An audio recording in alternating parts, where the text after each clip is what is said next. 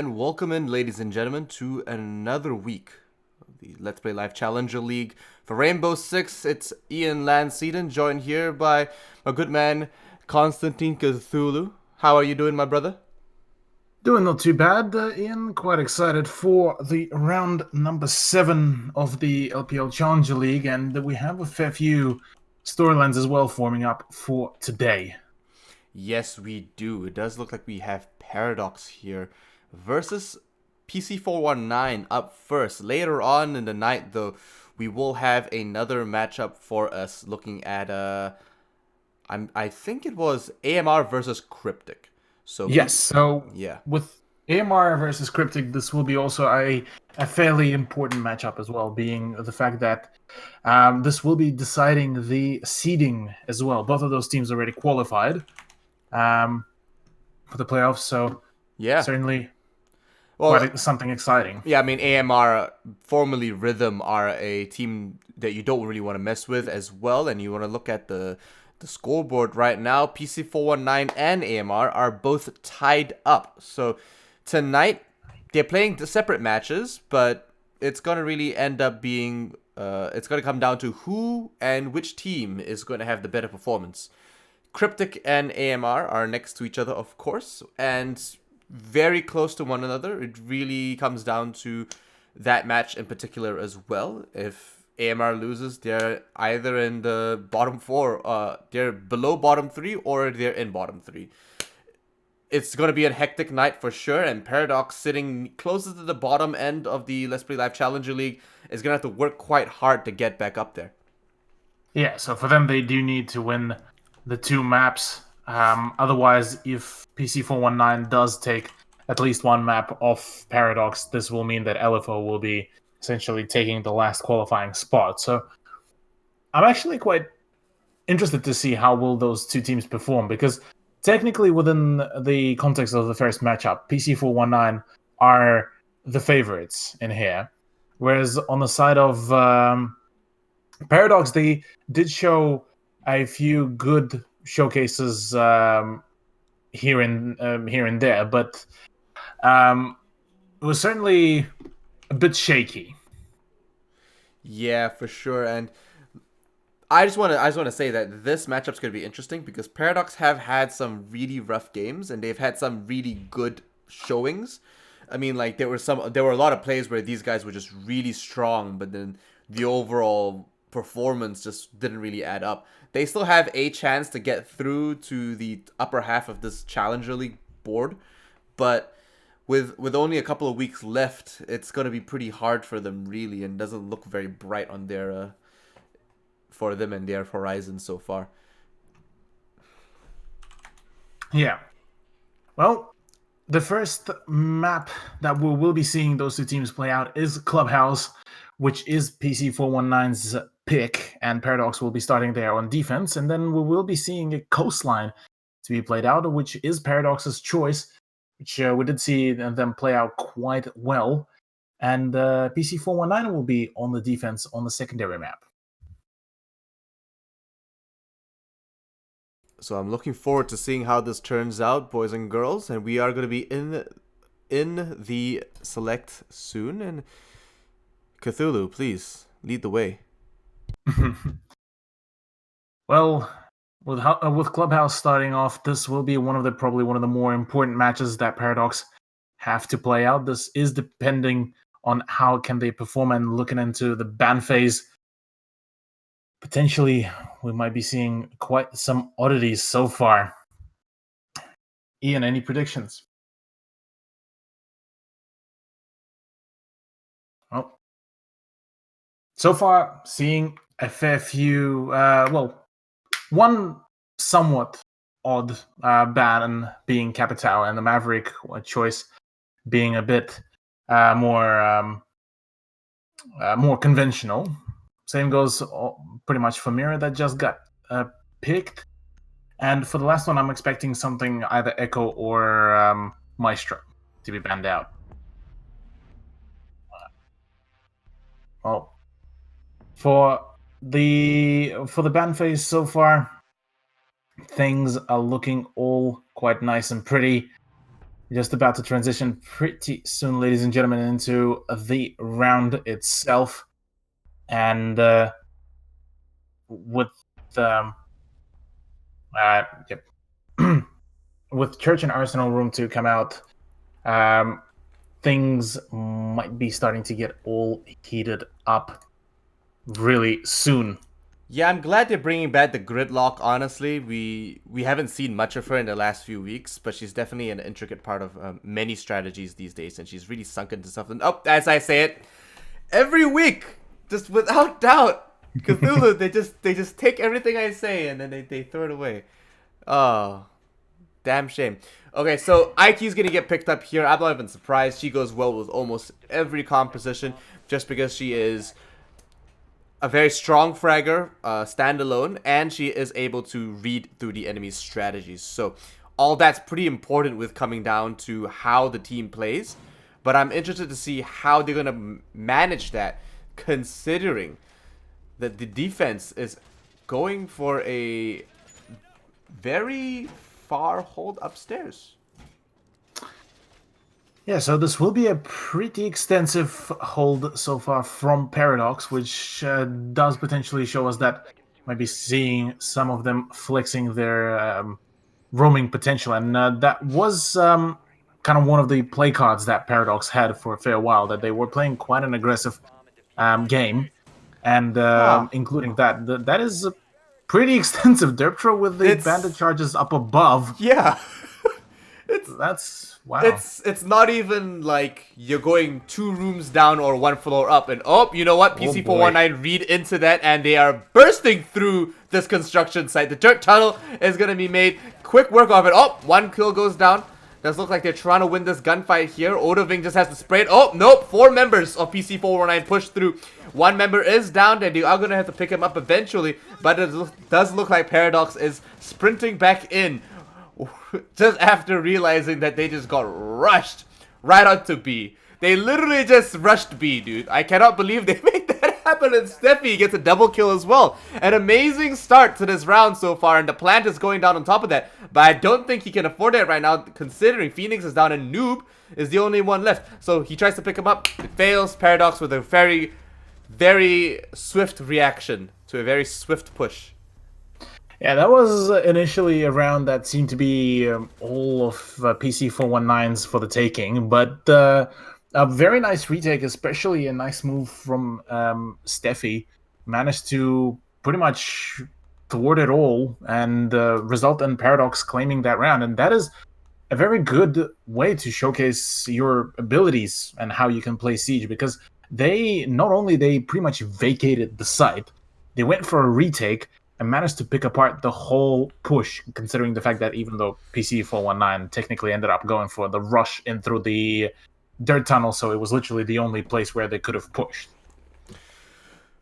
Wow, a very bold strategy from PC419, and it didn't really pay off. It almost worked though, It but almost worked, yeah. yeah, but I think what they needed to do was not to melee that barricade to open it up. They needed to have this. They needed the buck to shotgun that thing open, and then just all of them pour in from that point, because that one melee kind of slowed down their tempo, and then their thermite got taken out. You know what I mean? Like, Yeah. if they were a bit more swift with it, even if they cooked a grenade to use it to blow up the barricade, so I don't they think could pour in, I think would have I been don't better.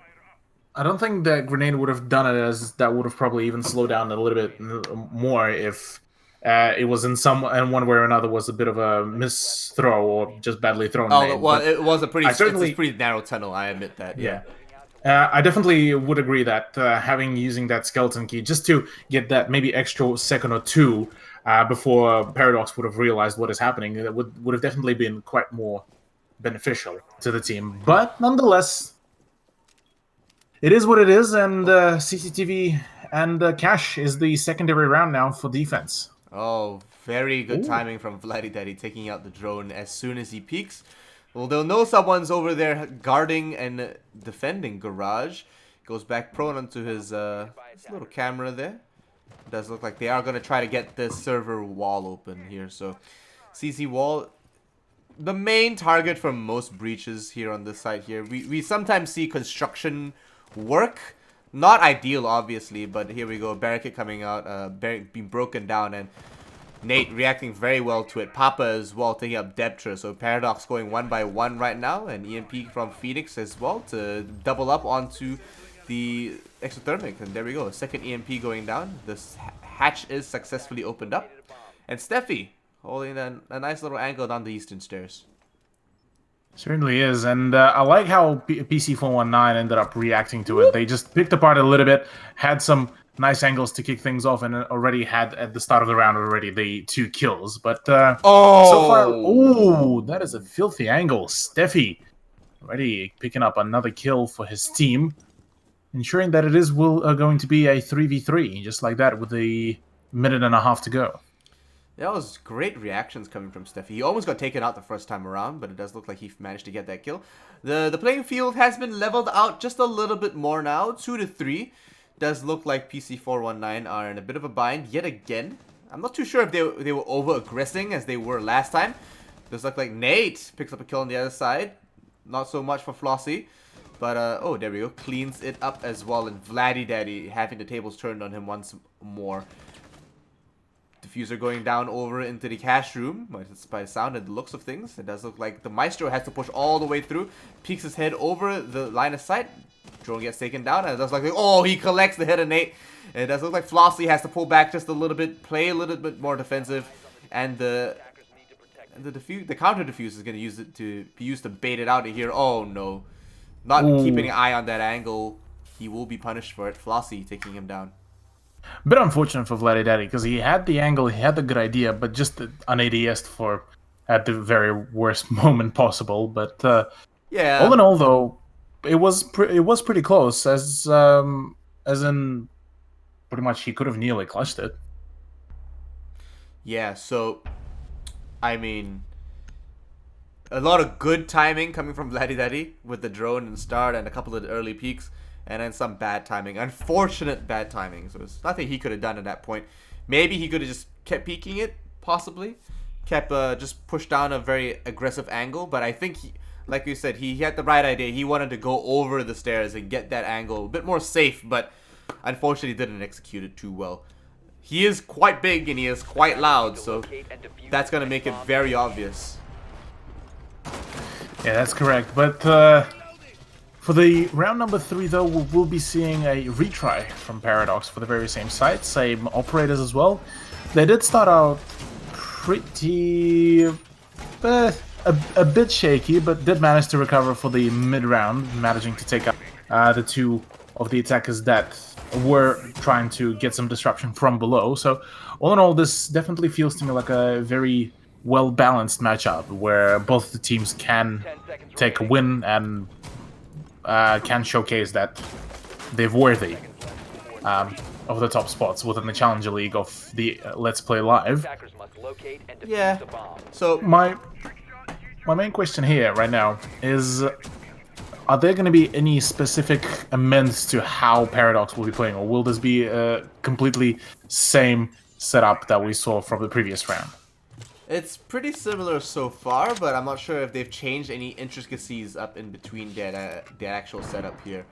So, a very different approach from PC419. We saw them all go from one angle here before, but now Noob is over on top of the strip club, actually opening up a lot of line of sight. Going to use the ACOG on that Type 89 to the best of its abilities.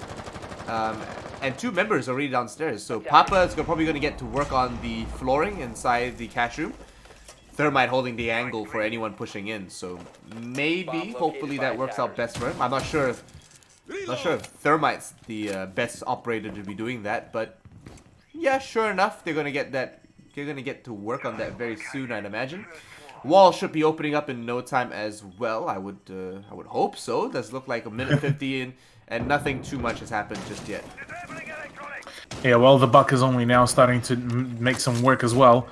There's the EMPs, but Steffi already with the Artilla should be able to deny the breach, and will... Oh no! Just unfortunately mistiming a little bit, but Stick to pick up a kill onto Papa would be ensuring that no more breach from below will be there. Yes. Real close timing. He almost had that counter breach. He was a millimeter away on that radius. Yeah, it really was. It honestly looked like it started electrocuting as well. but I think the breach came in just before the electrocution actually ticked in. So the Yeah. animation might have been on, maybe not the actual execution of the breach itself. So there we go. Stick will be holding an angle very low, very sneaky over by the eastern stairs, making sure no one pushes up, and takes them by surprise yet again. Flossie had a good time last time, and maybe a repeat is in order, but Nate has done his job. He's just going to hold this angle here by the kennels, making sure no one pushes through and no one gets them on their flank as well. Cheeky C4 will be denied here. Deptra being taken out. Bandit being killed here. And Vladdy Daddy taking a whole bunch of damage from a bunch of members from PC419, pushing up the garage. Yeah, so far it was a very well executed push, and managing to take control that swiftly of garage should be ensuring that Paradox will be having a very hard time retaking or dealing any damage back, really. This looks like, whoop, Noob is peeking a little angle here. Nate picks up 1 kill, a double for himself. Will be able to vault through. Noob takes a whole bunch of shots. Does look like, ooh, Steffi's actually going to go for an outside external rotate. Gets caught out there. C4 will deny nobody this time. Oh! Six picks up a nice kill on this Nate. Does look like a whole bunch of pandemonium and a whole bunch of kills. It's going to be churned out here, and PC419 unfortunately go down around 3. Certainly they are. Fantastic push, as they did manage to this time make it much less closer comparative to what we saw in round 2. And that will be forcing Paradox on a bit of a back foot now that PC419 did take the lead within this map so far. But still only a point difference, but nonetheless, it's still going to be putting some pressure. Now they are going to be allowed to go back to Church and Arsenal Room, where they were quite successful at retaking the site after a bit of a peculiar rush that PC419 conducted. But maybe this time it will be a much more coordinated push that the attacking side will have, and maybe we'll be seeing a completely different turn of events. Oof. Well, we're going to go downstairs again. Maybe PC419 might have that super aggressive push come through. I don't think Paradox are going to let that happen, but it does look like they are going upstairs to pull in that same defense strat. So I think with the strategy, Cthulhu, what they're trying to do is they're trying to turn the 2 hatches upstairs into kill boxes. Right? They're trying to make it hard for them to actually get through the bar hatch and as well as the stock hatch. And as well as that, you could also have a couple of angles as well onto the kitchen hatch from the logistics. So in theory, they can cover pretty much all 3 hatches from above and force PC419 to go full roam clear, which in return would waste plentiful amount of money if they will play their cards right. So it's a good point that you're making here, Ian, that Paradox are attempting to just spread the overall attention of PC419, and well, this round should be probably the best showcase whether it will be successful or not. Yeah, and most importantly though, it wastes a lot of time. Look how forward Deptra is actually playing. He's going to be able to retreat back onto site in no time at all and hold the enemy very far out. The hatch upstairs in the kitchen is soft though, so they've spent their resources elsewhere. A bunch of soft breaches going down to construction now as well. Yeah, what is a bit odd to me is the fact that they've also left the wall into the bar all open, and Flossie just like that manages to just entry into the cash room. That's minus the mute, and a bit of an unfortunate demise and pretty swiftly into the round. That was fantastic reactions coming from Flossie. I feel like Paradox need to be a little bit more on the ball with how they defend this, because they are playing very forward and very aggressively. They're already down 1 member, and yeah, it's a mute, sure, but considering he's a mute, he should not have had any intel on him. Should have jammed it all. If he didn't, then he should have at least traded a little bit of damage, but unfortunately will be all gone. The hatch is open. Deptra is in a little bit of danger, has to play it a little bit smarter, but right now he's just going to hang tight and wait for the right moment to use those shock wires. Yeah, this will be his time to shine right now, as he will need to try to waste as much time as possible. There's still a minute to go for the offense, so pretty much they could go for a couple of rotates before this time will start pressing down really badly. So as it stands, Nate to pick up a kill onto Odoving. Certainly something that is quite nice for Paradox. For PC419, and something not that Paradox will be wishing anytime soon. Nice shot though by Steffi. Does manage to deny finally Nate, but only after. Pardon. He will be taking out Derp Trap. Attackers have recovered their diffuser. Yeah, there we go. Stick and Noob picking up a couple of kills for themselves. Been an interesting trade, but Stick is all alone on like 5 health. The man is not in a good position right now. It does look like PC419 in a very strong move. And we'll be able to get that diffuser down. No one's picked him up just yet, and oh no, Stick does not notice the one member in the right-hand side corner. He gets the kill on that. No, he doesn't actually. Drops down. Doesn't manage to pick up anyone inside, but one more member in church will get him through the wall, and there we go. PC419. All they had to do was try to hit him one time through anywhere. Yeah, all it took was literally just a nice sound cue for Buck and a flick in through the wall. Definitely sealed the deal. As PC419 continuing to pretty much run away with a bunch of points, which potentially could mean that if they take this map, LFO will be pretty much qualified for the top side of the bracket of the Challenger League, and I believe for the playoffs as well. So CCTV and Cash to come out this time. Paradox once again will be trying their luck. Similar lineup, which I'm a little bit interested to see how will this pan out, because this whole lineup did not work out. This whole setup, they can't seem to find the right either place or position or the right role on how to play it out, and unfortunately they just either let the attackers too early into the round, into the side, or they just forfeit a fair few of the locations. So on the side of PC419 though, they are planning to change things up just a little bit, bringing in a Jackal to make sure that if Paradox do decide to go for a bit of a more aggressive roam play, then it will be a much more challenging job for the defense, just due to the fact that those Jackal pings will be extremely annoying to deal with. They're gonna be a real pain in the butt. Honestly, I'm surprised they didn't take him out. Normally we don't let Jackal through that easily, and even if we do, they need to have some kind of deterrence for it, because right now they don't have a mute to counter that and keep them safe. So it's real unfortunate as well, but yeah. Well, I can technically see the choice behind the Capitao as well, because Capitao would have been a much easier way to deny the bandit tricking, which is you open up that very same Hibana hole in through the garage, and then you shoot an arrow through there, and voila, no more bandit tricking. So I can certainly see the choice, but yeah, it's having Jackal on board is definitely going to be hurting the defense side quite a lot. Yeah, so there we see construction getting opened up already. A couple of peak holes here.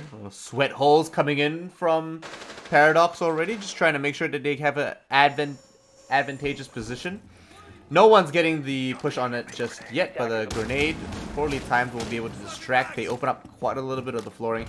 Most likely just to make sure that no one peeks him while he does that. So, good job so far. They're getting a little bit of work done going through here. Deptra peeking very sneakily over from the strip club, actually. Sees no one just yet, not ready to peek out, but okay, he's going to be rotating back.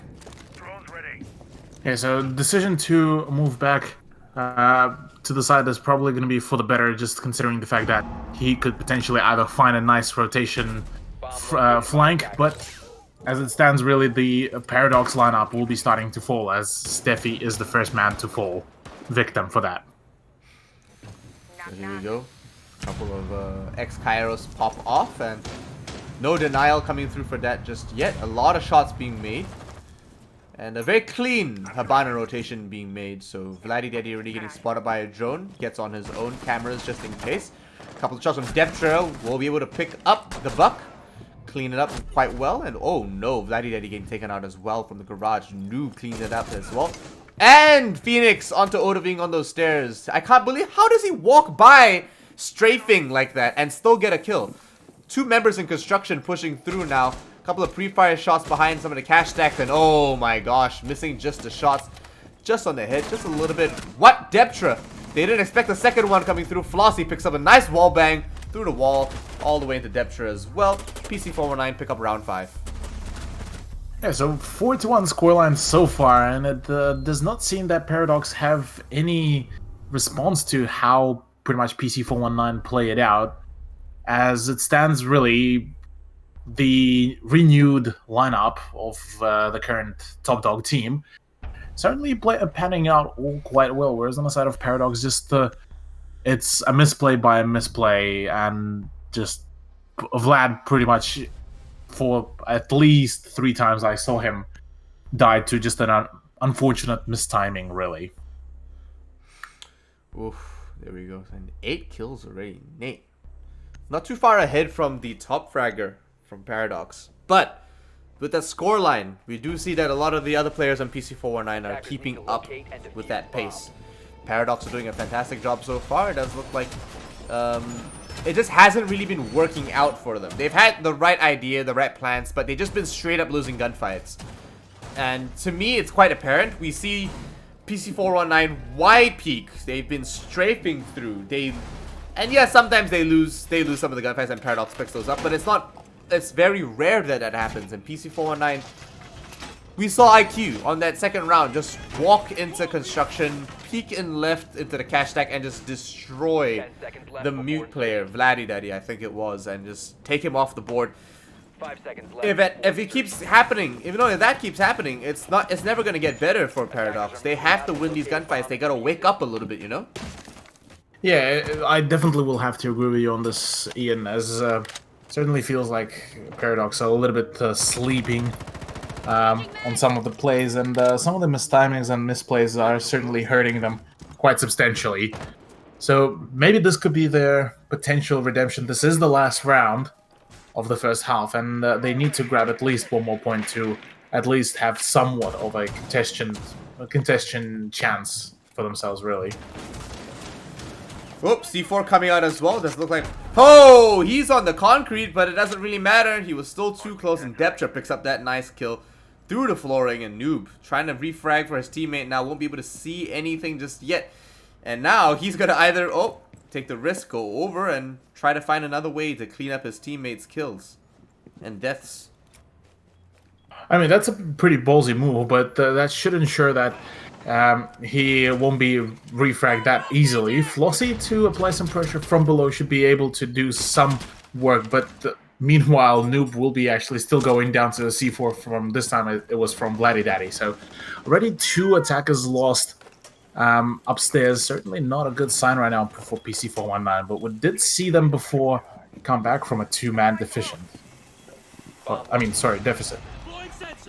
Oof. Cool. They have, we saw them turn the tables and actually win. Could be the case yet again. Vladdy Daddy putting another shot wire down. Does look like the breach is successful though. Oh, wait, no, it was somewhere else. Okay, Flossie pushing up very dangerously all the way through the center hallway. I don't know how he already skulking around. Yeah, I mean, I don't know how he gets away with that. Like, he pushes up like that. No one punishes him for it. Well, they don't have any data or information, but I'm interested to know what the logic behind that was. Regardless, Sticks will be hiding behind this generator. Just whiffs half his mag on a drone. And, they won't know exactly where he is. He's going to be able to just push up and, such close calls coming in so far. PC419 have to play this a little bit smarter, Cthulhu, but they've only got they don't have many chances left. They're very far up ahead, yeah? Yeah. Not at all, as the chances will continue to dwindle, really. Nate will be able to tag up the Jaeger, but won't be taking him out of the match just yet. 20 seconds to go as Thermite will be going down, and it is all up to Flossie, the man who pretty aggressively pushed up, but couldn't really capitalize on his position. 12 seconds to go. Things are looking a little bit all grim for the IQ player, and the only chance for him really is to send in here, or at least just to try to maybe stat pad just a little bit. But that won't be the case even in this regard, as time will be running out. Paradox will be finally claiming themselves their second point, ending the first half in a 4-2 fashion.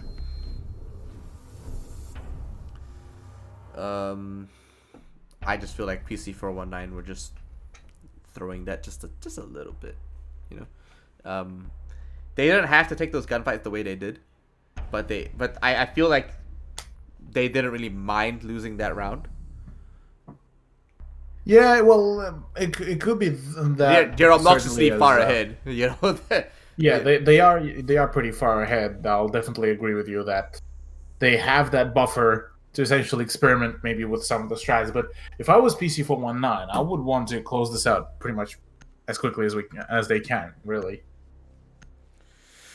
Yeah, they don't want to have to waste their time on any more rounds than they have to, honestly. Paradox as well. They're still going at it, you know? They're still doing their best, but I feel like maybe PC419 are gonna just knock this out on defense, because they have been performing very well on it so far. I don't remember seeing them on Clubhouse, but my memory is quite foggy as itself. But does look like a standard setup coming from them so far, Cthulhu. Yeah, so far it certainly is a fairly stock standard. You pretty much go for more or less of a turtle strat from below, but probably the only oddity here is the fact that they are bringing a clash, which could potentially either serve as a live drone or essentially just an enabler for some of the defenders to go for an aggressive peek.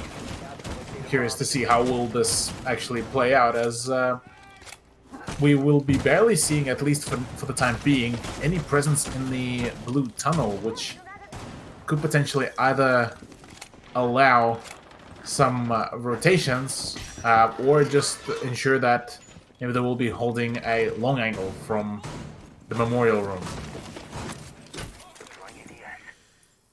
Noob going to be playing on the Kai trick in the memorial room as well, so it's going to be pretty important for them to deny that, right? And okay, yeah. Nate from the dirt tunnel.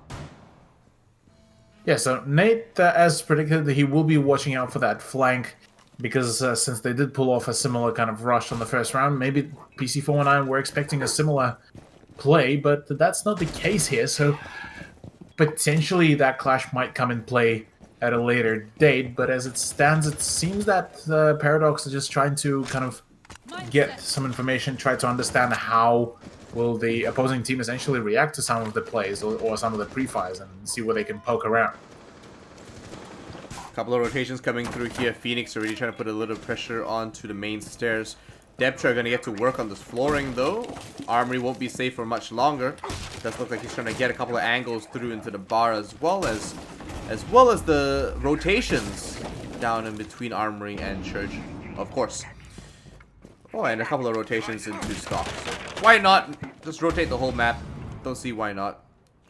Get it done eventually. Yeah, I mean, the Breaching Hammer is a fantastic tool for this very case, and meanwhile, on the side of the defense, Noob will be deciding to promptly fall back, as there's the toes, there's the feet, and Papa goes down. Yeah, I'll see you later, Daddy. Steffi T steps in, and does look like the Clash has to rotate all the way through. Does give away its position, but will be safe nonetheless. Laddie Daddy rotating all the way over as well. And oh my gosh, Nate taking way too many shots for his own good. Unsure where half of them came from. Does notice that two members are upstairs. I don't think he realizes how many members in kitchen there are. But he's going to try to hold this angle from behind the armory rack all the way down to blue as well. I like the fact that this is a smoke playing in the blue tunnel rather than a Jaeger or somebody, so he will be able to deny a much bigger area of effect. But a nice peek like that, just white peeking again by Phoenix, will be taking care of Derptra. Just like that.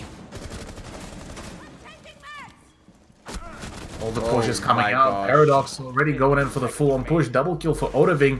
This is 11 seconds left to go, as the plan will be quite successful. Nice shot, nice attempt by Phoenix, but will be shut down by Odaving to make it his third kill.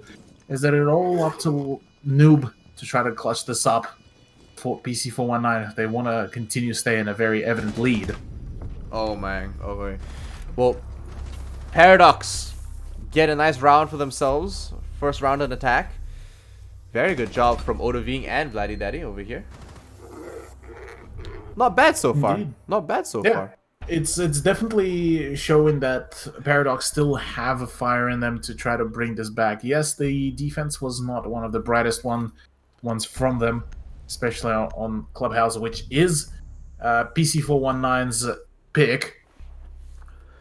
And Gym Bedroom will be the choice for PC419 defense for the secondary round, which is usually a bit of a odd choice, just due to the fact that on a higher level of play, this very site in particular is considered more of a tertiary one, but this could be just enough to throw Paradox's plans off quite well. And we're going to go upstairs in the gym and bedroom now. So Floss is going to get work on that reinforcement, and they're going to be defending all the way into the cash stack. And I prefer defending the cash room and reinforcing it itself. I don't like it when a lot of players actually reinforce the entire server room. It just feels like it's just too exposed. And sure, I mean, like, you can still cut people off from the construction rotation, but it just doesn't seem to be what I mean, it just doesn't seem to be very cohesive and structured. I feel it's a bit too loose, a bit too far out, and some defenses just crumble when they try to defend the entire CCTV as well as the cash room. This shield here, combined with the Alibi Prisma, is going to be fantastic. Great choice coming through. Vladdy Daddy already picking up a nice opening kill onto Flossie. Unfortunate they lose their bandit so early, but I mean, that just makes it easier for Paradox to actually get this breach open.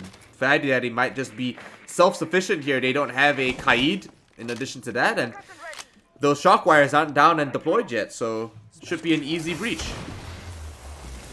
Certainly is. An EMP, just to verify that there won't be any denial, will be guaranteeing the breach onto the west wall for Paradox, and this could potentially open yet another sightline for them to go for the push. They know about the positioning of the Jaeger that is in logistics, so now they just need to execute the push and just either drone out a bit more thoroughly, just to find out that, hey, there is some presence in the cache, but only with the pre-fire they already know that the alibi is there. Should be able to play it a little bit safer. We'll be able to get more information than usual. Oh, very nice play by Nate. Takes a couple of shots, won't be able to rotate very well, and we'll suffer for it, unfortunately. There we go, Odoving cleaning that up to Papa as well. May just get 1 or 2 more kills over here in this position. Oh, maybe even 3 if he picks one onto Jacuzzi. No, he gets traded out. Jaeger goes down. Odoving picks up another kill with the L8. And Noob with a tap fire at the Steffi. How does he get that? Maybe he gets a second as well. It does look like he will. A nice double kill coming out from Noob from PC419, and Vladdy Daddy and I think Styx will be the only ones left. Nate is available for a pickup, for a soft revive. Probably what they need right now, unless Noob is confident he's going to be able to bring in a quad kill. Yeah, I think it would be a much clever idea to pick the smoke up, and I do think that is the case going to be here. Yep, smoke is up, so it is back to 2v2, albeit that the health-wise, it is in favor of PC419. Pardon, Paradox, as Thermite and Hibang are about to commence the push. There's the shot onto Noob, leaving all up to Nate to try to clutch this up. He still has 2 of the gas grenades, so might be able to cause just enough disruption, but the nice angle from Stick will be pretty much denying that, as Paradox pretty much equal up the round count. Once again, we are back to a draw for a piece, ladies and gentlemen. Round 9 now does look like for a piece is a very different scoreline from what we saw before Cthulhu. PC419 are definitely not playing around anymore, and they're still not doing too well. Paradox really picking up the ball on attack, which is very strange. We've seen a lot of teams actually come to life on attack as opposed to on defense, and that's very bipolar from what we normally expect out of most teams playing in Rainbow Six. Yeah, it's usually completely completely 180 really. with the fact how some of the maps even shaped up to be a bit more defender-sided.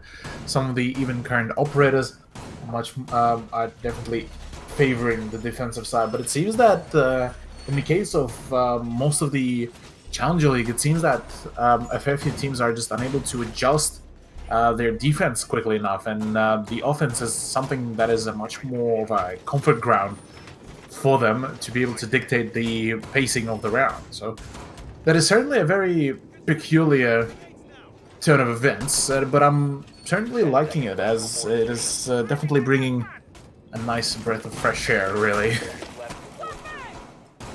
It's very entertaining for sure. Papa going to be putting down a couple of prismas as well.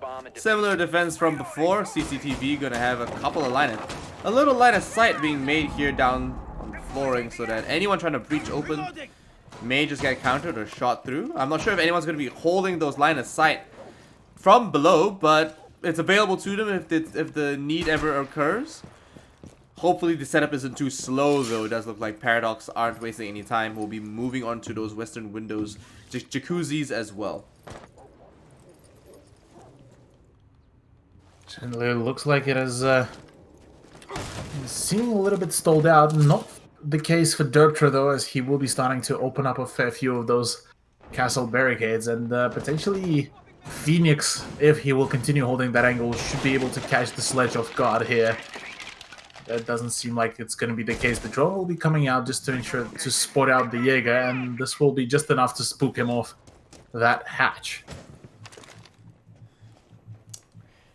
Yep, X-Kairos going to go down, just waiting for the right moment.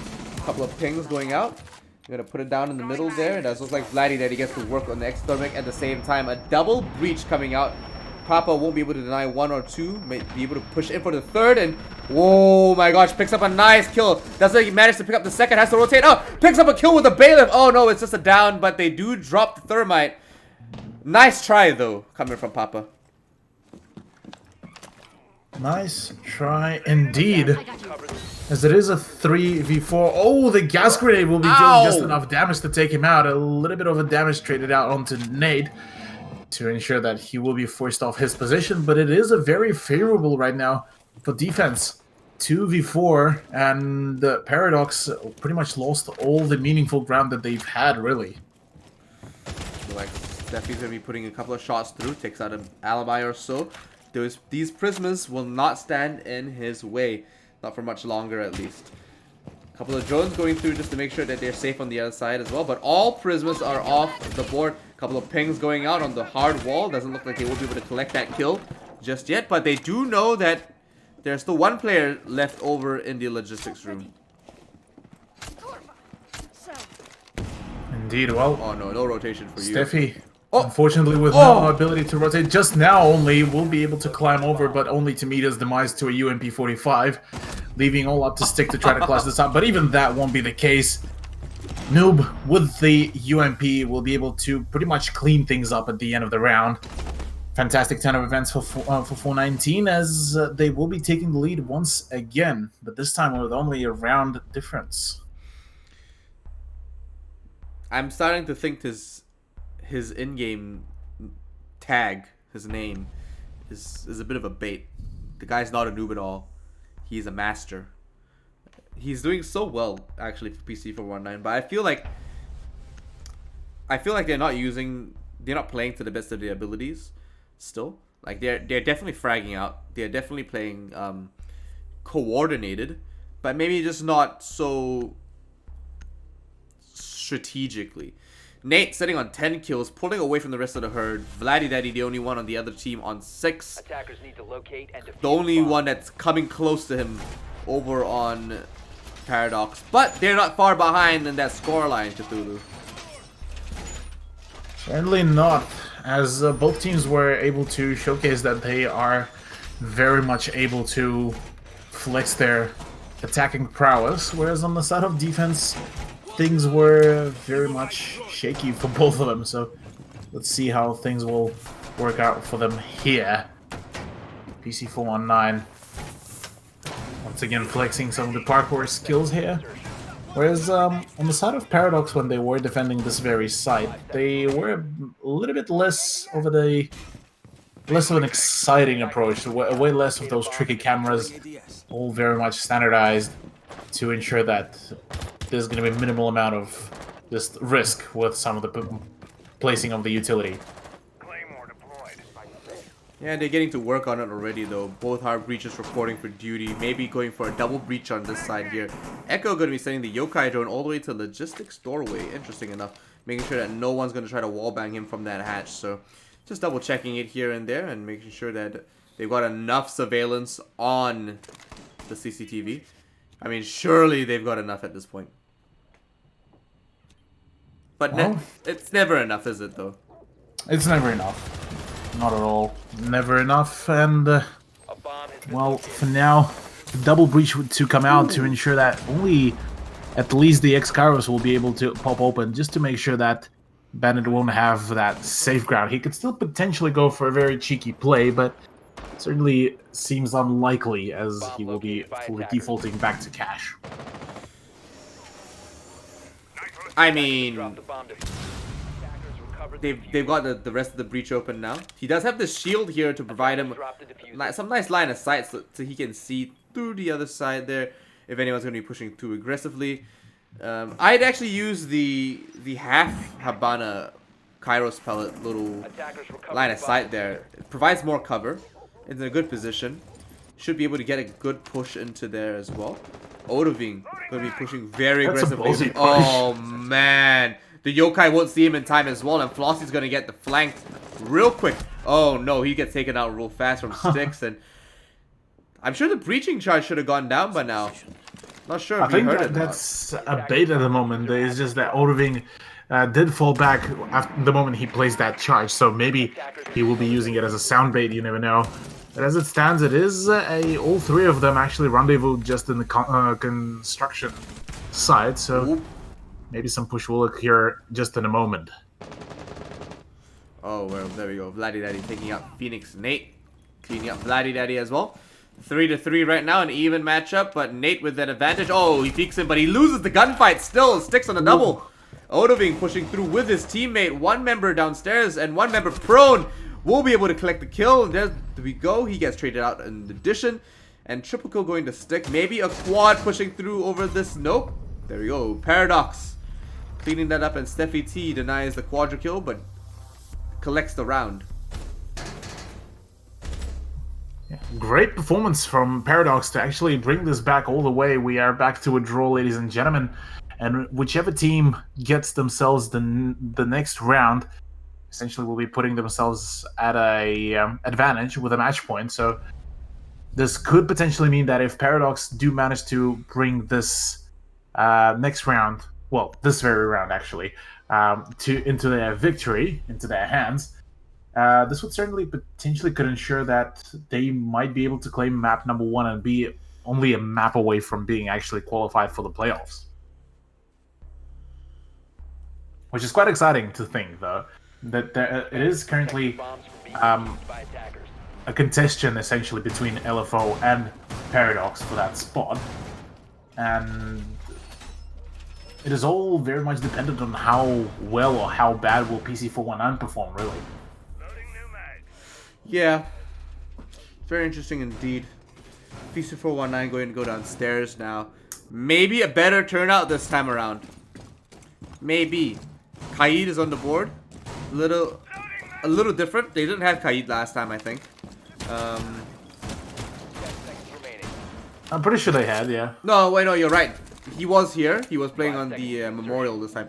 But he's rotated his site now, so he's going to be defending from the dirt tunnel and the kitchen hatch over an armory. Sure, I think that's a little bit better this time around. And considering that they attacked from that angle last time, not so much over by the Memorial.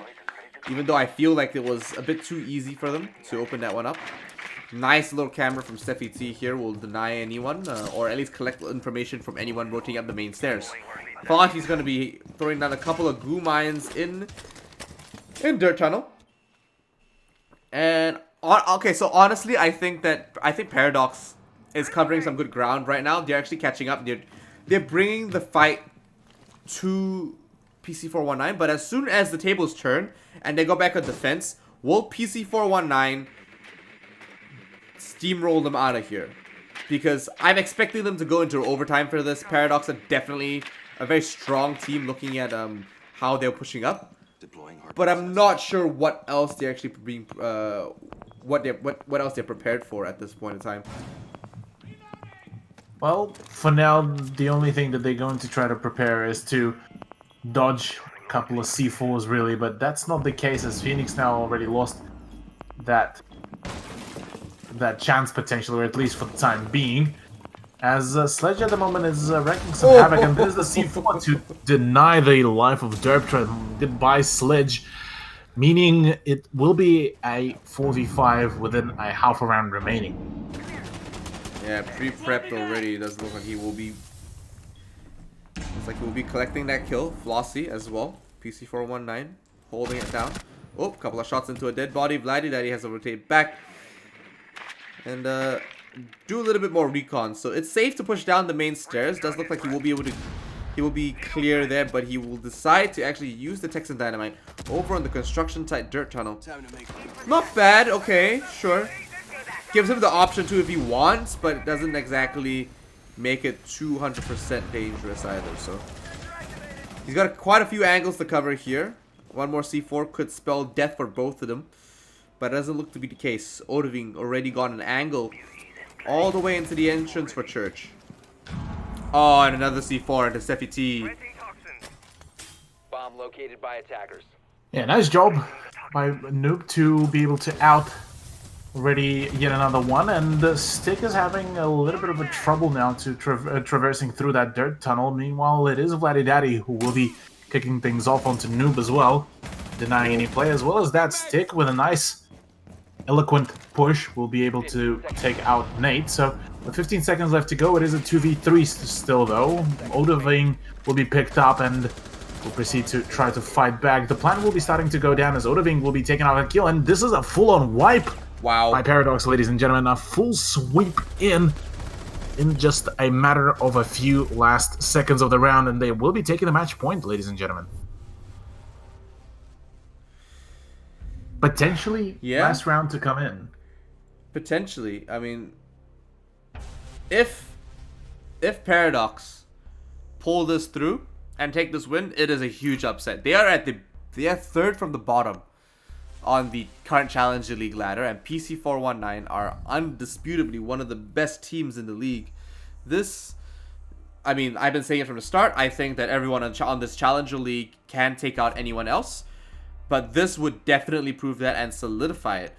Paradox picking a very standard setup so far. A lot of breach, they got a double breach setup here, a triple breach if you count Sledge, and a quad breach if you count Zofia. But actually, you know what? We might just say it's a penta breach if you count the breaching charges on Thatcher, but let's see if he's got breaching charges. But regardless of the point, they've got a very aggressive setup here on their current roster lineup.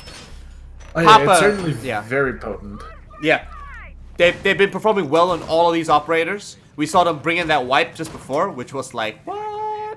Noob decides to leave us at the wrong times.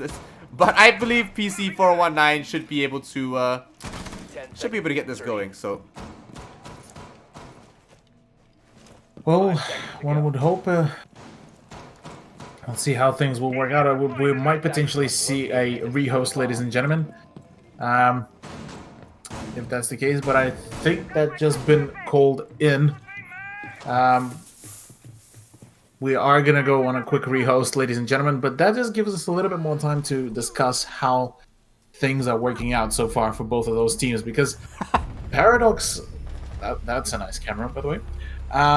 It's new. It's definitely new. Yeah, that's new. Yeah, but yeah, Paradox so far managed to read it into pretty much every play that PC419 had on PC419's defense, and that is certainly a very good showcase, considering the fact that they were pretty much showcasing barely any contention during the defense. So it's definitely a good potential for Paradox, honestly.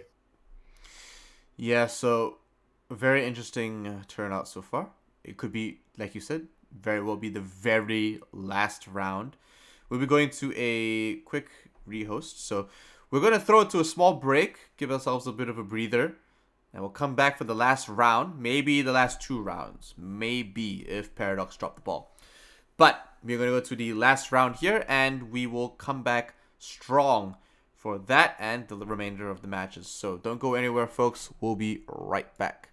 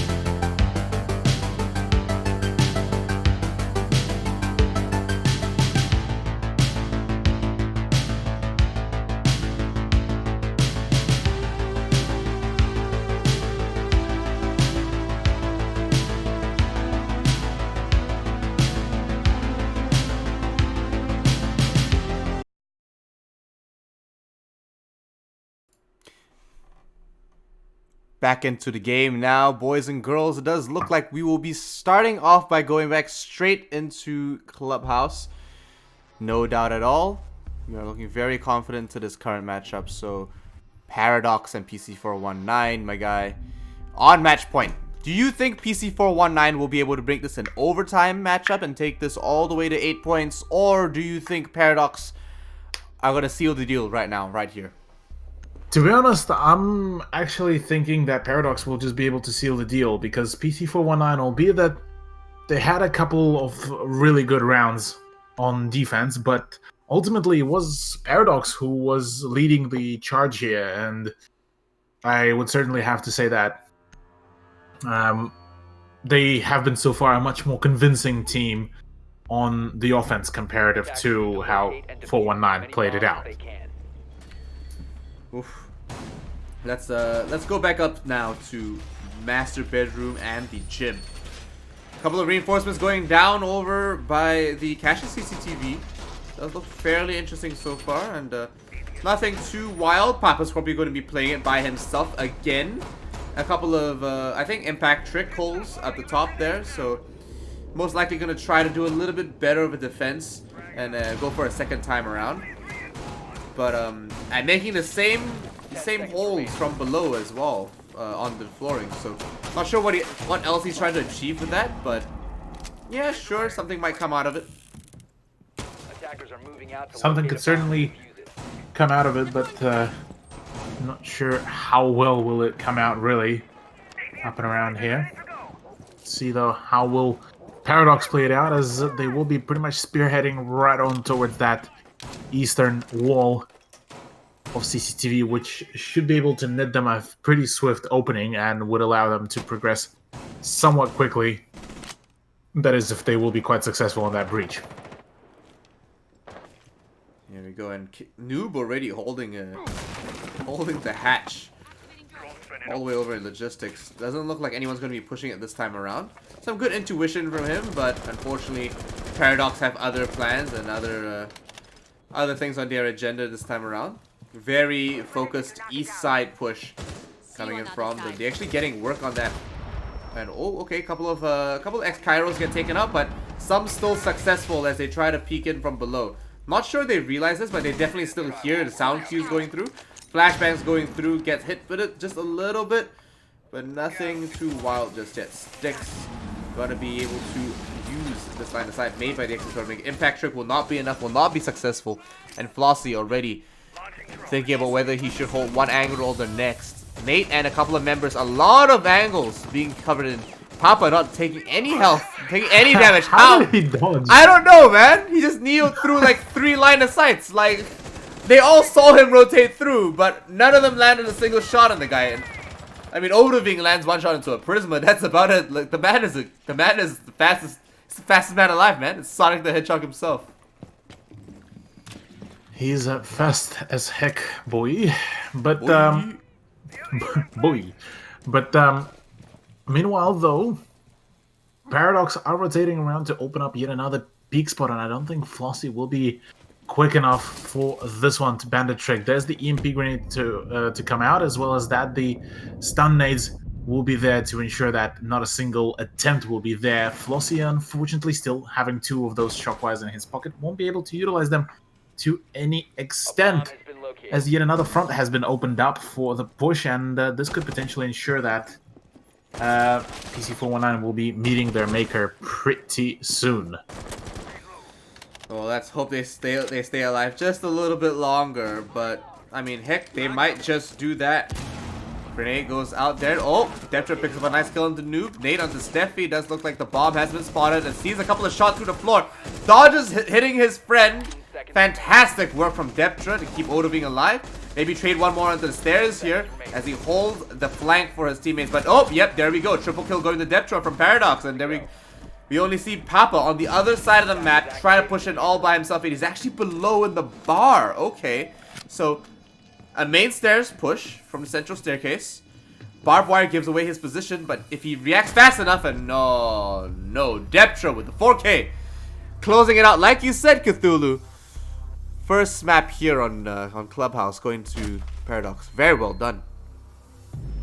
Indeed. Fantastic performance by Paradox, showcasing their prowess on attack. And might I add, this is a map pick of PC419, and Coastline, that is map number 2 within this matchup, is a choice of Paradox. And we saw a very successful performance from that team on Coastline on a fair few occasions. So I'm certainly quite excited to see how will the Paradox lineup be able to perform on their map pick, or whether this will be a complete 180 and is just two teams trading the maps. I mean, PC419 don't go down without a fight. They are a fantastic team. They've got an amazing lineup, and they are very experienced players as well, don't forget. But we will be seeing them swap sides, and we'll be going to Coastline next. So don't go anywhere, folks. We are still coming back for our last matchup between these two guys, between these two teams, between these two fantastic rosters. We're going to a small break, just for 5 minutes, and we'll be back in no time. Don't go anywhere. We'll see you soon.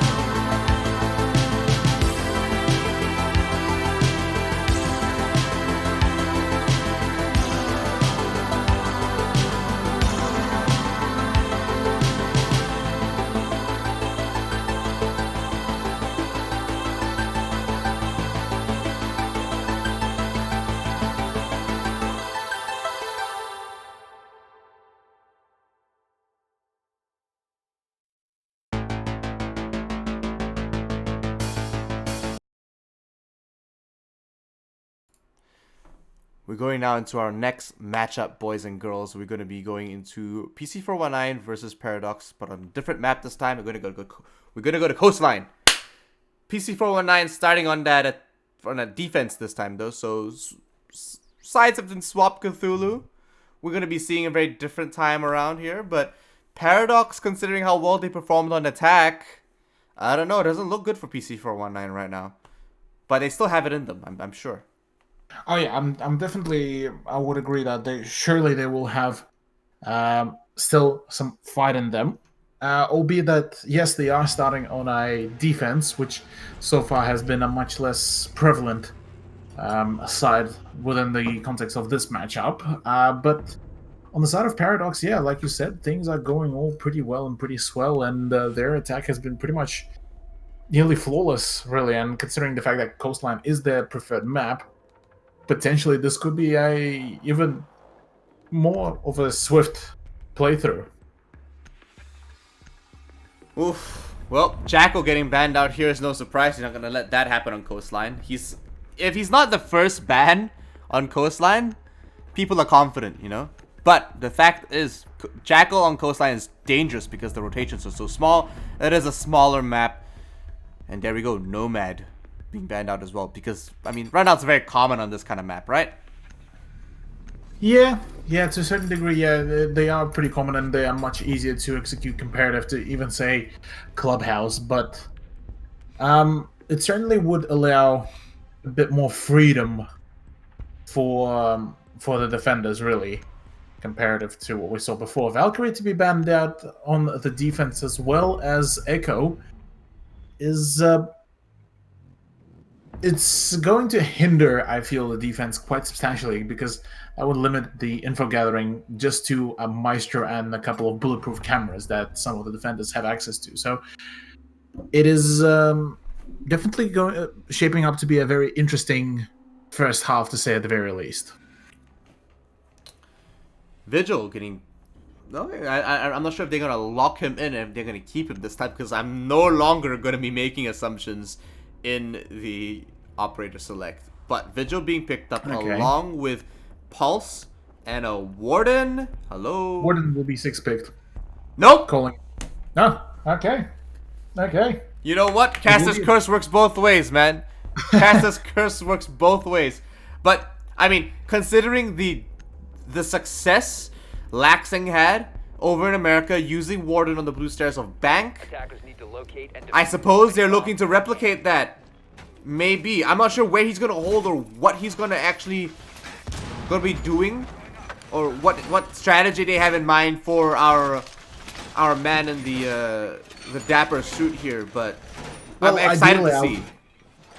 Ideally, I would imagine him holding either the bar pretty close up or sitting around in hookah, because considering that he is able to pretty much deny any effect of the flashbang, so he would be probably the most suitable there, up close and personal. Whereas the Vigil, I feel, will be the one to cause the most disruption from down below, and potentially have some presence up around the offices. Nice finding of that drone as well. We'll be ensuring that there won't be any sneaky info gathering from the attacking side, which PC419 certainly do need to deny as much as possible. And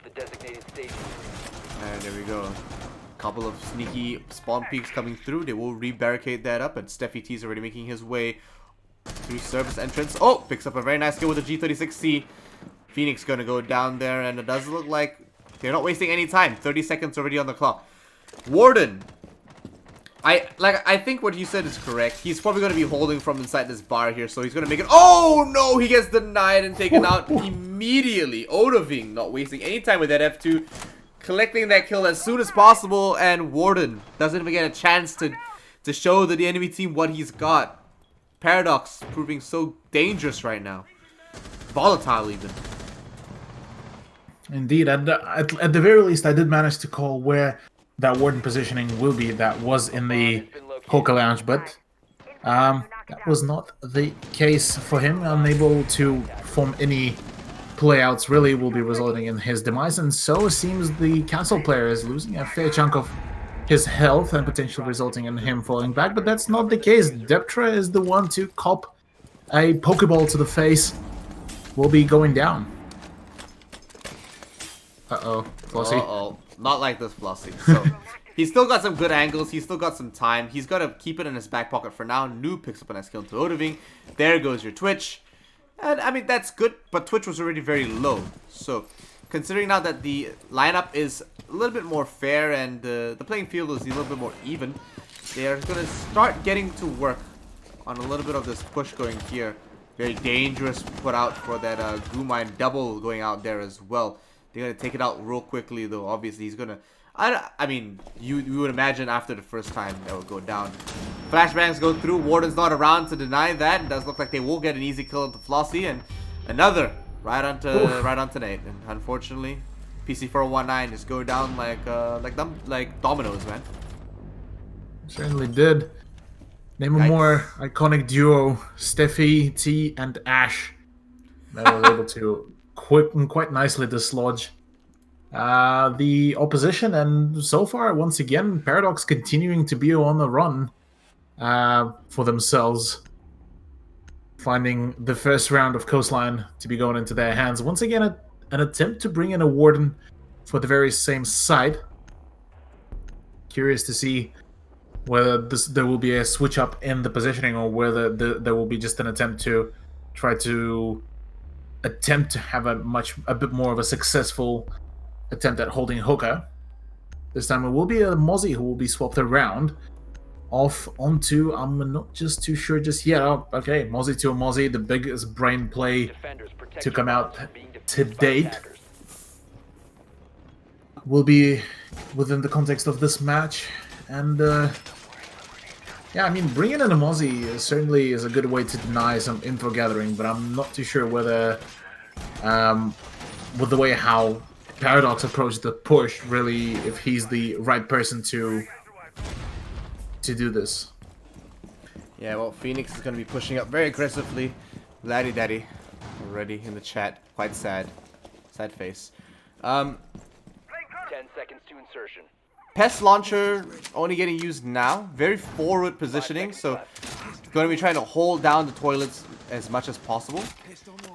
Going around on those doors as well, so very interested to see how he's going to defend this. He doesn't have much backup available to him, so he's got a lot of ground to cover. But Deptra's not wasting any time as well, so he's most likely going to collide with that Mozzie if he rotates around enough. But Odovik is going to go down already, and there goes your IQ. So I would say that's pretty substantial loss, considering it's the first 20 seconds.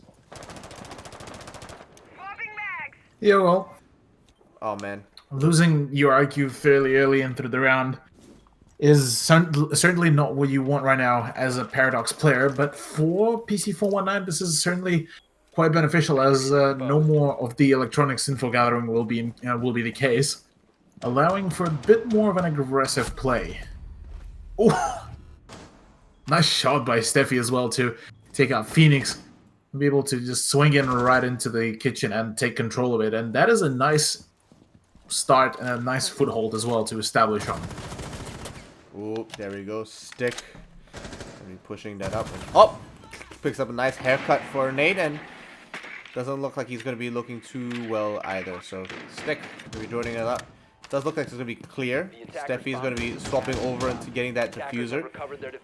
And most likely pushing all the way up the pool vibe stairs. Trying to transport it up these dangerous staircases here.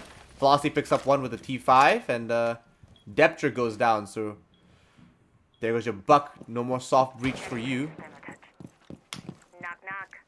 Well, technically, you still have. Oh, I mean for him. I mean him. Breaches, but yeah, for him. I mean just for him. Yeah. Yeah. Interestingly enough, Steffi is still yet to use. Well, now he is using his breaching round to deny the castle barricade. So next up is Noob with the UMP-45 to attempt to deny any aggression. And as it stands, this potentially might be an 8-heavy push. But with 58 seconds left to go, the Paradox will be able to net themselves yet another kill to potentially open up a entrance onto the A site. A bomb has been located. A couple of goo mines get popped off. A couple of ADSs get triggered. It looks like they're trying to burn this out as much as possible. Stick with a bit of a wide peek and a bit of a flick over. Throws out a couple of pings here and there. Does know that there are a couple of members. Laddie Daddy's considering whether he should be pushing in or not, but Warden now will have to shine and show us exactly what he's got. So he's got the P10 instead of the SMG-12. An accurate weapon, but doesn't pack much damage at all. He's gonna have to go for a wide peek. Oh no, he doesn't. He just picks up Stick from the little pixel.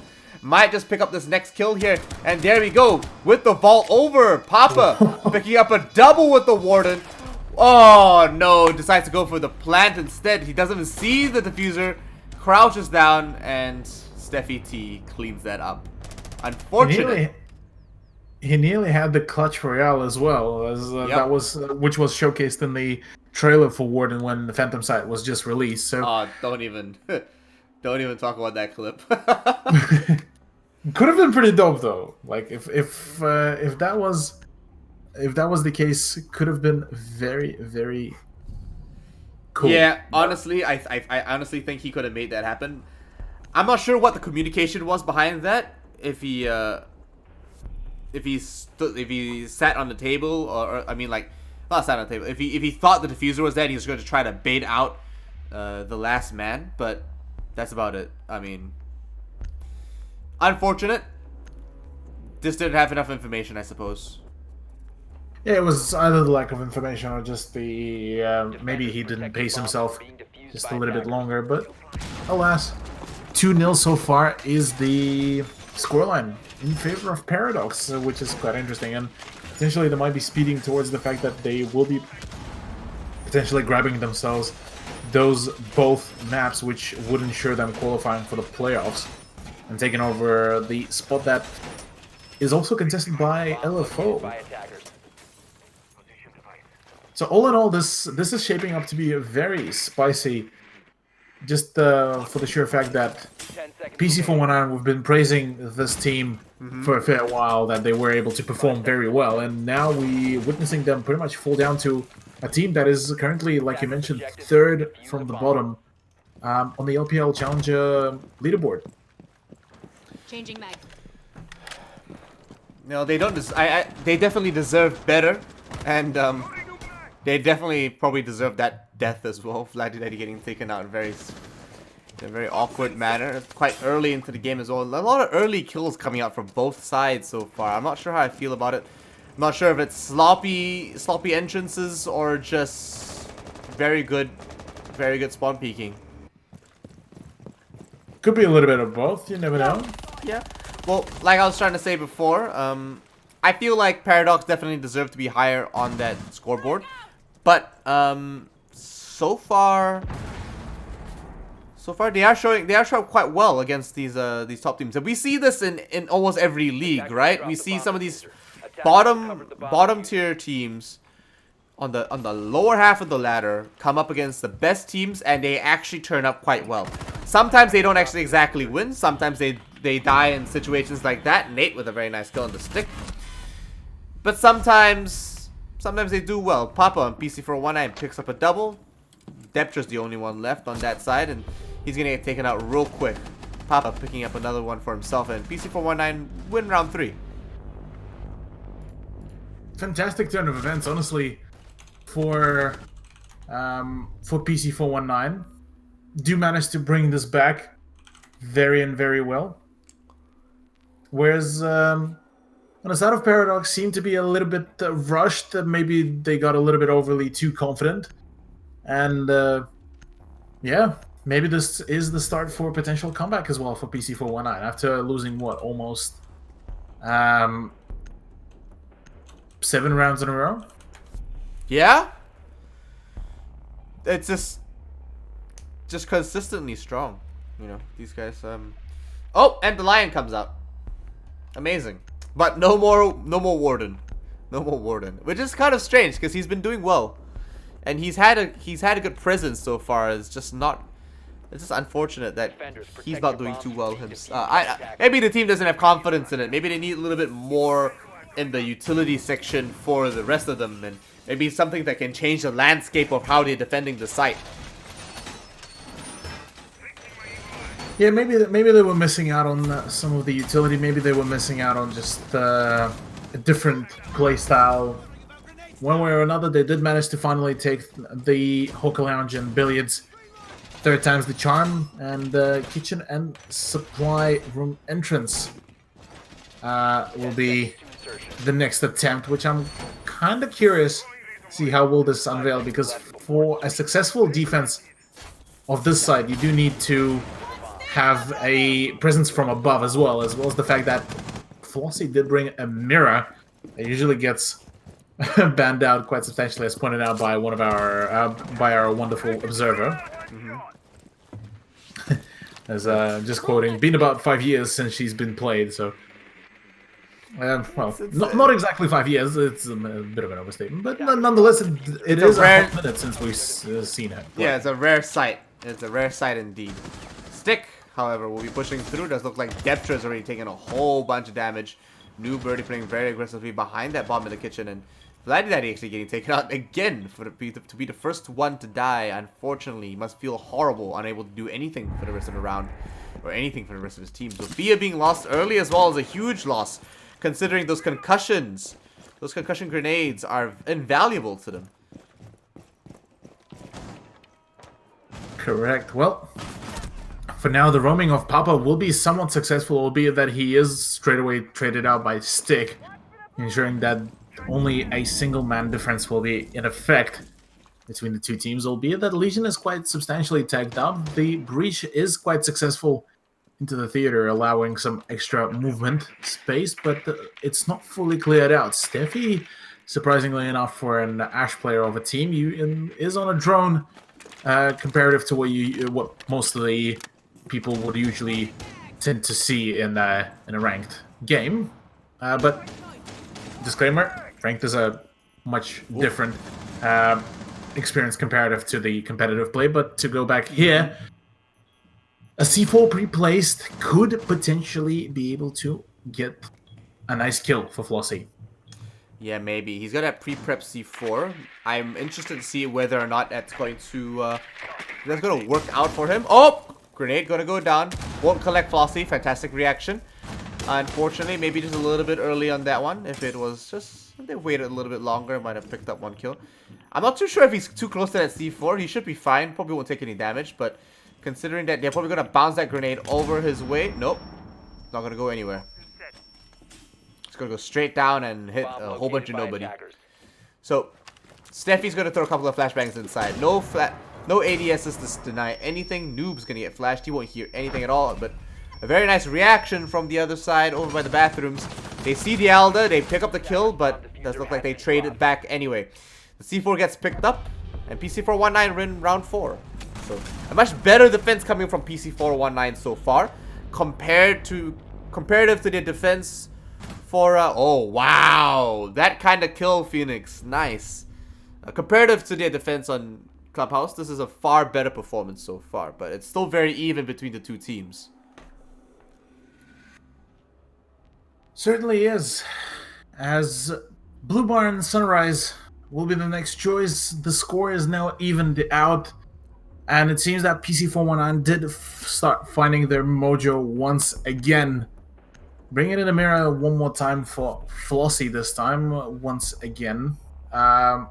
Curious to see how will she be utilized for this very round, unless she will be 6-picked, which does not seem to be the case. Neither of the teams actually go for the 6-pick. So we'll be seeing a pretty much all fully pre-planned Pretty bare. Playout. Yeah, I mean like very vanilla play out. Like not vanilla, but you know, honest, I think is the word. No mind games, no deception. They've got some of the pets down, and they've got a couple of these evil eyes going down as well, and they're opening up the blue bar as we've seen. It's been very popular to do so, and it's been quite a long time since we've been seeing this kind of strategy go out. But that's interesting. They're actually opening up the center of the wall. That allows anyone in the courtyard to actually see right through, and it turns the entire room into a kill box. So no one's gonna be able to hide behind the bar. No one's gonna be able to push in, and they're gonna be able to fight anyone coming in from the courtyard or that window in the blue bar as well. So a different very bold setup, but it's moments like this where these strategies really shine and come through. We actually saw a fair few teams adapt this approach for the blue bar defense, namely Wildcard, formerly known as Orglis, who used to open up quite substantially the wall into the blue bar and be able to play from the courtyard. So it is definitely something that more and more teams starting to adapt for their strategies, and it certainly does have a tendency to throw some of the opposition off as well. Oh, there we go. Nice kill on the Steffi. Papa taking out a couple of drones himself, making sure that the data gets denied.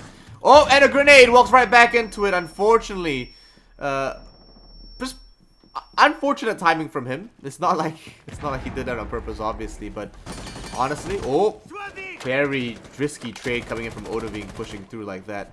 But all 3 E1Ds haven't been used just yet, so surely they're going to be able to get through. Nate as well, peeking from below. Pre-prep C4 somewhere off screen. But he's waiting for the right moment to use it, so should be at any moment now. Deptron, like the slimmest of health.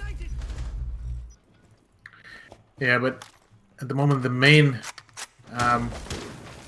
challenge for Deptra is to try to find that Mozzie, which doesn't seem to be the case just yet, as Stick would be the one to fall down to the hands of Papa off screen, as well as now Odoving will be going down to the 416C, as now it is all up to the 2-player squad of Paradox to try to bring this back. Another C4, pre-placed C4 from below could potentially seal the deal, but Flossie, utilizing Mira's extremely long arms, will be able to retrieve that C4, leaving all up to Derptra to try to bring this back, but that's not the case, as a nice peek by Phoenix will be pretty much ensuring that PC419 will be returning on the scoreline. There we go. Round 6 now, and PC419 are trying to still pull a hit, but Paradox not making it easy for them. They're doing a decent job so far, and I'm kind of disappointed they're not bringing back the Warden. I'm saying that so that Caster's Curse goes backwards and they bring it back, but they're not. They're really not. They tried it twice, this just wasn't working out for them. They're not going to try new things anymore for the rest of the game. So, Odoving's still stuck on that line. It's going to be okay. I think PC419 bringing the Caveira. Yay! Yeah, it's on a small map like this, it could work very well.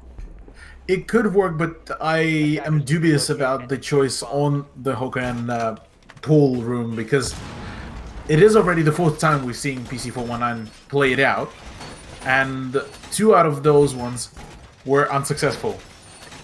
So whenever we saw them bring in a Warden or something a bit more experimental, they were failing to play it out. Or one of the operators that doesn't really have that much of a, say, passive utility, the one that you could just essentially put on the ground or place it somewhere and just keep going with your life. So 10 seconds remaining. I'm not too sure if that's just a cheeky attempt from PC419 to attempt to maybe tilt and go for a couple of mind games with Paradox, or if it's just an actual strat that they have prepared and they want to use it.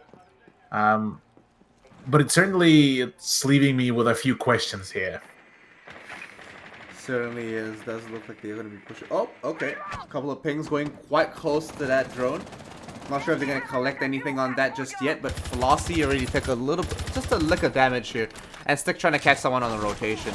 A couple of shots going back, and Odoving gets clipped just a little bit by Papa. I don't think anyone's going to go down here, and a couple of drones get taken out. Oh no, nice rotation catch coming in through the Lion E1D, making that all possible for them. But one more going down there. Phoenix cleaning up Deptra, which is unfortunate because that was your Twitch, that was your F2, those are your shock drones. Nate has not been found at all. The man is sneakier than sneaky himself. Certainly is, and the moment with 2 minutes left to go, it is a 4-on-4 fight, as Vladidaddy is attempting to gain some control of the main hallway, but Flossie with the Vectors has something to say about it, but will be falling back for the time being to see maybe he can catch off the attack on a different angle. Curious to see if there's going to be any other attempt, but as it stands, really, the whole defense of 419 is certainly holding steadfast, but apart from the Caveira, who will be taken down by Odoving pretty swiftly. There's Stick just holding on tight there. Flossie and Noob just can't afford to make too many risky plays at this point in time. They've got to take 4 positions, sure, maybe. Considering that they're 2 to 4, the numbers are doubled on them. They don't exactly have the best positioning available. The V308 is going to be a monster to have to deal with, but the other Vector on the other side, Flossie here, pushing through, will be able to... Oh, no, I thought he might have made that, but Odoving cleans up that kill quite well, and there we go. Paradox pick up another round for themselves, leveling out that playing field and leveling out their score again. Indeed, they do, as it is a scoreline with 3 apiece. And Paradox making a return after managing to take 2 of the hookah lounge and billiards before. This will be, I believe, the 5th attempt at doing this, and not too sure if that's a very smart idea, considering the fact that, well, sorry, it wasn't that much of a smart idea from 419, but this time it is Paradox on defense. So I'm curious to see how will this play out. Oh, well, does look like we're going to be having an interesting time here. Similar setup coming through from both sides, and that's just a common trend. You know, they don't really swap these operators around too much. They're gonna have their set understandings of what they need for each site. All they kind of really do is make a couple of adjustments here, try to make it work a little bit different. But in the end, I don't think these teams run more than one strat per location either. Couple of line of sight being made by Steffi T here as well, putting up a couple more defenses over by the bar. Very interesting. Going to use that evil eye to look right into the. I think you can see into aquarium as well if they open it up. But for now, just into the billiards room. Attacker's objective is to defuse a bomb. Yeah, well, maybe Paradox would have a better idea about how to approach the defense of this very site as before. When we saw 419 on defense, 3 out of 4 of the defenses of the hookah were won by Paradox. So maybe on offense, 419 will be able to showcase a much better gameplay. But as it stands, so far, slight aggression from the roof, but nothing too extreme just yet. There we go. Papa as well joining around, so nothing too much in the first minute coming through. Nate already getting to work on this aquarium barricade. No one really contesting it over here. Does realize that there's an evil eye peeking him from all the way through, and like I said, has that line of sight available to him. Has to rotate down. It's not safe for him. Puts a claymore down just in case. Okay, he's gonna go back up. Fair enough. No one? Oh, okay. Okay. Decides to go for it anyway. Even though he's... Oh! Ouch. From below even. Yeah, that was a shot from below, as there's still some plentiful amount of presence in the kitchen, ensuring that the attack will be throttled up when they try to go for a room clear. But it seems that 419 are not even phased by that. Plus, he is only just now rotated over to see if he can cause some ruckus, but Vladdy Daddy is already long gone from there and is already making up a couple holes from below to ensure that he will have an angle to watch. But meanwhile, it is Steffi to open up onto Papa, ensuring that no more Zephyr charges will be used up. Oh, Dep just making a little bit of rotation here. Nate picks up Odoving from Paradox, and double kill going to Nate actually. That F2 coming in quite handy for that team. 3-4 right now, 50 seconds left on the clock. Does look like PC419 still have a couple of tricks up their sleeve. Laddie Daddy hanging in tight while PC419 rotate all the way through. But they've got control over the aquarium and the luggage so far. Steffi T's all by himself on the site though. He's kind of have to fight off 4 members of PC4193 right now, since Phoenix is actually rotated really far away. But 3 members of Paradox are just trying to hold on to dear life. 2 members are wasting time on the other side of the map. All Vladdy Daddy's gotta do is just not die. Oh! Picks up a nice kill, drops the diffuser on the other side, picks up a second, maybe as well. Steffi T with a triple kill on the other side, a quadra kill on the other side. What? Phoenix? He won't be able to do this all by himself. Honestly, I thought that was Vladdy Daddy getting those kills, but it was Steffi T the entire time. What?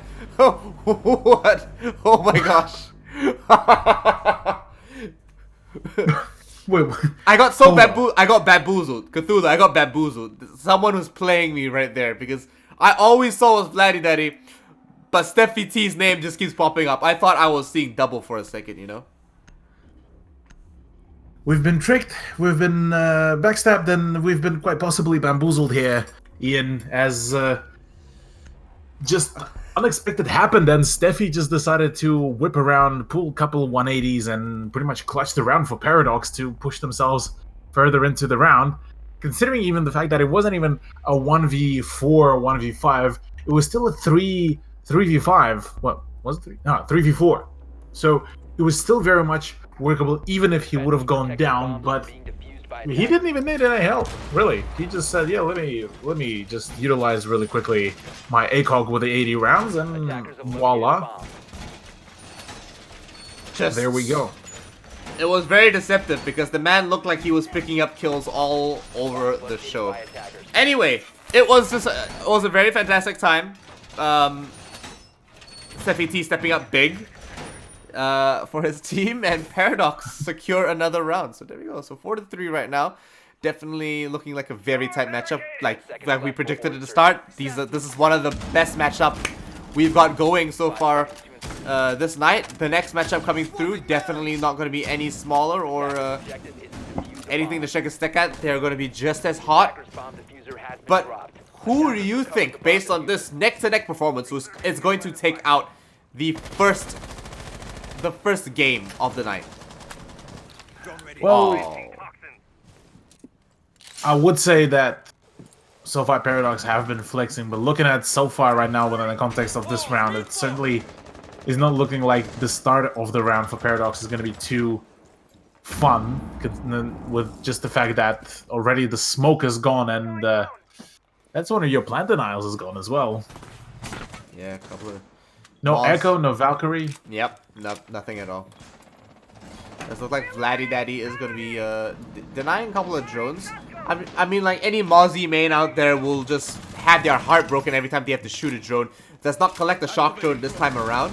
Flossy puts out a drone of his own as well. PC419 pick up another kill. So 2-3 right now. Does look like they're in a strong position. A couple of shots going out here. No, misses the man on the other side of the hall. But it does get collected instead. So the dangers of making rotations like that is that... Oh. Vladdy Daddy, no. You had to have collected that kill way earlier. A couple of pings went out on him most likely, and they just pre-fired that as well. C4 going out. I don't think they're gonna pick up anyone on that particular spot. Oh, I take it back. Noob goes down. One on his right here with the bathroom, and he gets knifed on the back. PC419 clean that up. Excellent performance, honestly, from PC419, being able to push this efficiently onto the side and managing to take it all for themselves, making the scoreline once again back to a draw.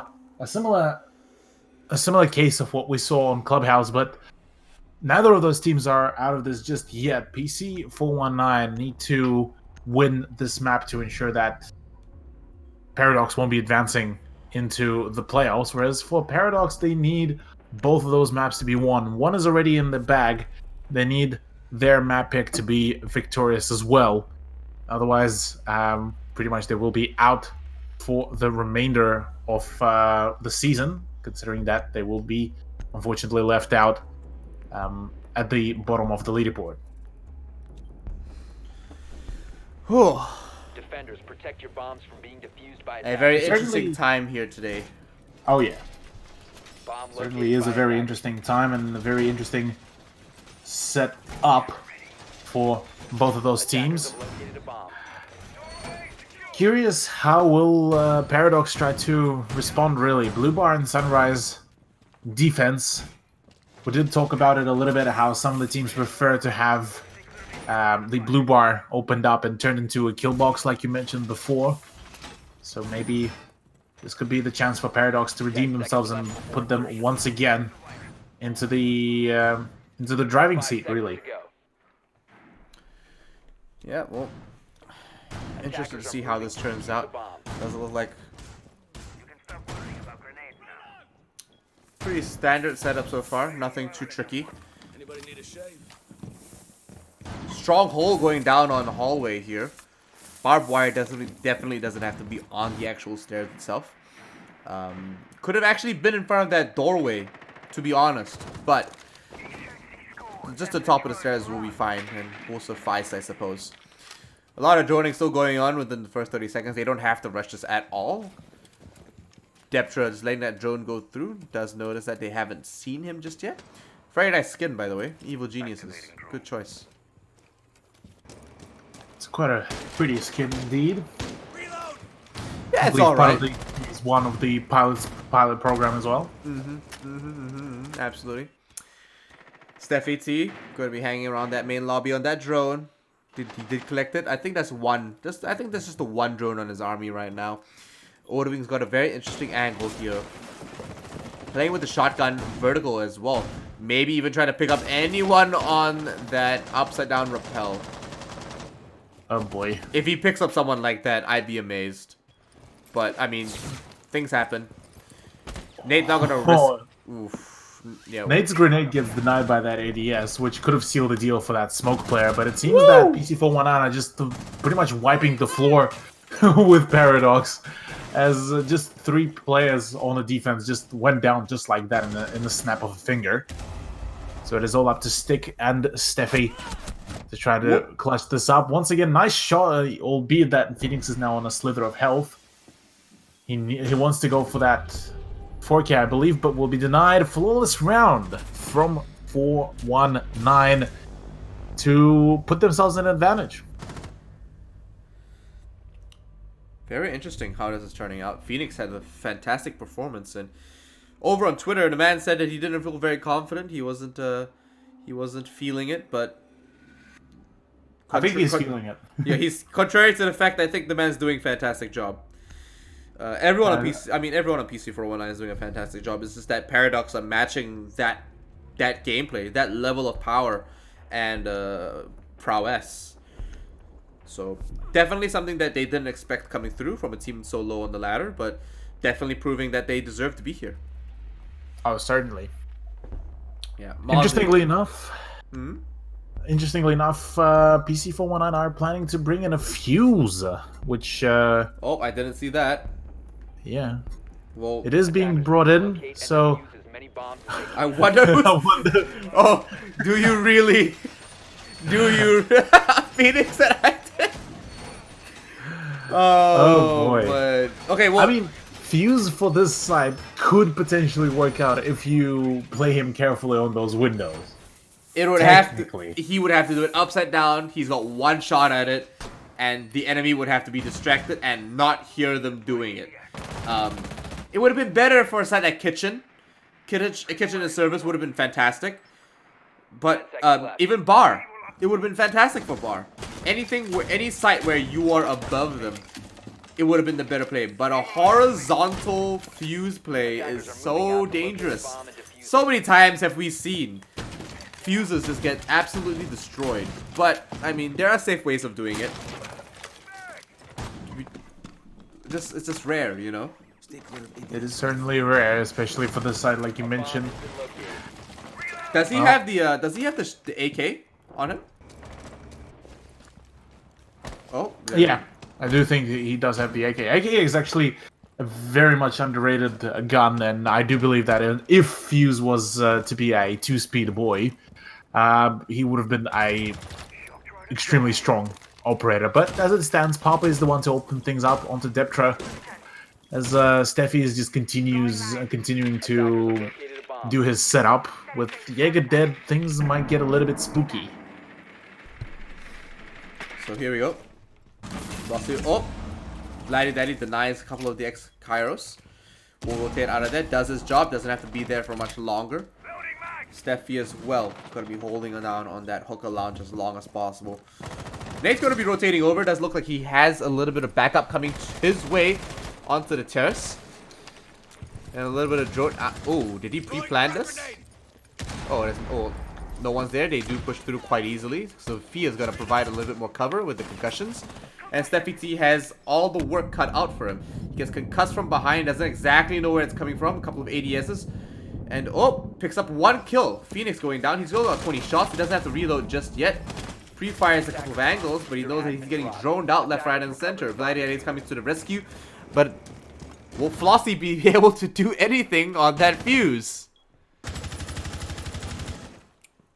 Oh, nothing just yet, but the plant being unable to go down potentially might be forced sometime very soon. Flossie now going for pre-fire does not find actually a kill, and the plant will be going down. Oh my goodness. All up to Vladdy Daddy to try to bring this back right now, but the diffuser needs to start either happening right now or he needs to go for those shots. But it seems that Nate on the flank will be able to seal the deal. Won't be the case, and 419 are on the match point, ladies and gentlemen. Very, very tight matchup. Paradox still have the ability to bring this back in. We've seen them do it back to back, over and over. They're still on this attack though. Oh no, they're on defense. Sorry, my brain is not working. So they're still on this defense. As we saw over in Clubhouse, it's not their best position, which is very strange for me. But PC419 on attack aren't as strong as PC419 on defense. However, we have seen them play over on Coastline. No, not Coastline. Bank on attack and just absolutely dismantle other teams. Surely they'll be able to close this one out. I'm actually giving this second match over to PC419, and I honestly think Cthulhu it's gonna be a 1-1 scoreline for our first little matchup between these two. Certainly shaping up to be like that, as only one round away for PC419, and Paradox were unable to really show a whole bunch of force really for themselves in the past few rounds. So far, certainly looks like we might be seeing currently the attacking team to prevail, and this will be the second time when at the end of the map it is the attacking team that does claim the map victory. So it is quite interesting to see that Paradox, considering that it is their map pick, just can't seem to find any closure just yet. There we go. Vladdy Daddy gonna be putting down some of the... I think those are overlords this time because of the skin he's using. But Stick as well gonna be pushing through. Phoenix actually rotating over by the ruins. And using a one-time scope to actually hold an angle. Interesting enough. Just to keep himself safe. But he can't venture too much further because of the jammer. Doesn't want to risk losing his shock drone so early. But he sees the one. Will he be able to get it? Yeah, he will. Oh, no, he misses it. Oh, nope. Come on. Oh, no. Surely you can hit it. Sure. He's out of tasers. He's out of tasers. Oh, no. Oh, no. That's unfortunate. That's very strange. He should have got it. But he didn't. So... Oh, alrighty then. With that in mind, yeah, already then indeed. With that in mind, we will be proceeding further with the usual programming, as minute and 47 seconds left to go, and not even a single frag has been dealt yet. But the aggression seems to be all ramping up, as Nate is already copying a fat amount of damage, leaving him with a slither of health, and now he's a little bit trapped around here. Yeah, he's in a good position right now, but he's definitely cornered. Oh, they see him rotate. Oh. Unfortunately, just a little too slow for the defenders. But Nate's not in a position to be taking any risks or to be pushing any front lines. He's still opening up line of sight, though, for himself. So that horizontal angle on that bar is going to be safe for him. Going to be opening up very risky for him considering his health. But he definitely needs to be able to do this. Have that confidence. Stick picks up one into Nate. Knows that one more is rappelling upside down. Smoke to the nice line of sight, and anyone pushing from the luggage just now. Papa has to retake and rethink where he's gonna go this type Cthulhu, but maybe, just maybe, Noob might be able to pick up a little pixel onto this man's head. Oh no, just barely. Yeah, unable to find any closure just yet. Leaves PC419 in 40 seconds situation, with Odebing still managing to quite successfully deny the time, but finally will be going down to the hands of Steffi T now, with Papa being taken out. All up to Phoenix, the Twitch player, PC419, as he would really want this to be closed out in favor of his team, but alas, that's not the case just yet. Vladdy Daddy to engage into a quick pre-fire firefight. won't be finding any kill as well, but with time running very low, the aggression will be coming out, and there it is, Paradox to close round 11 and get them this close to pushing themselves into the overtime, ladies and gentlemen. Very good performance coming in from Paradox, clinging in for as long as possible. Still match point, still have that opportunity to go into an overtime situation to go to 8 points. They have an uphill battle. They can't lose a single round, and they're bringing in individual. All the stops are pulled out, man. Nothing is gonna stop these guys pushing in for that win today. Oh boy, oh boy, oh boy. And this time, no more hooker. No more hooker. I think we've seen just about plentiful of that side. Whereas on the side of 419, a lion to come out. For the last round of this half, we'll be deciding whether one team does close it out and gain themselves a point, or whether it is a overtime. Attackers have discovered the location of a bomb. So, kitchen and supply entrance. The side that so far was not very successful for Paradox, as Hoka and Billiards was the only side that was quite successful for that team on defense.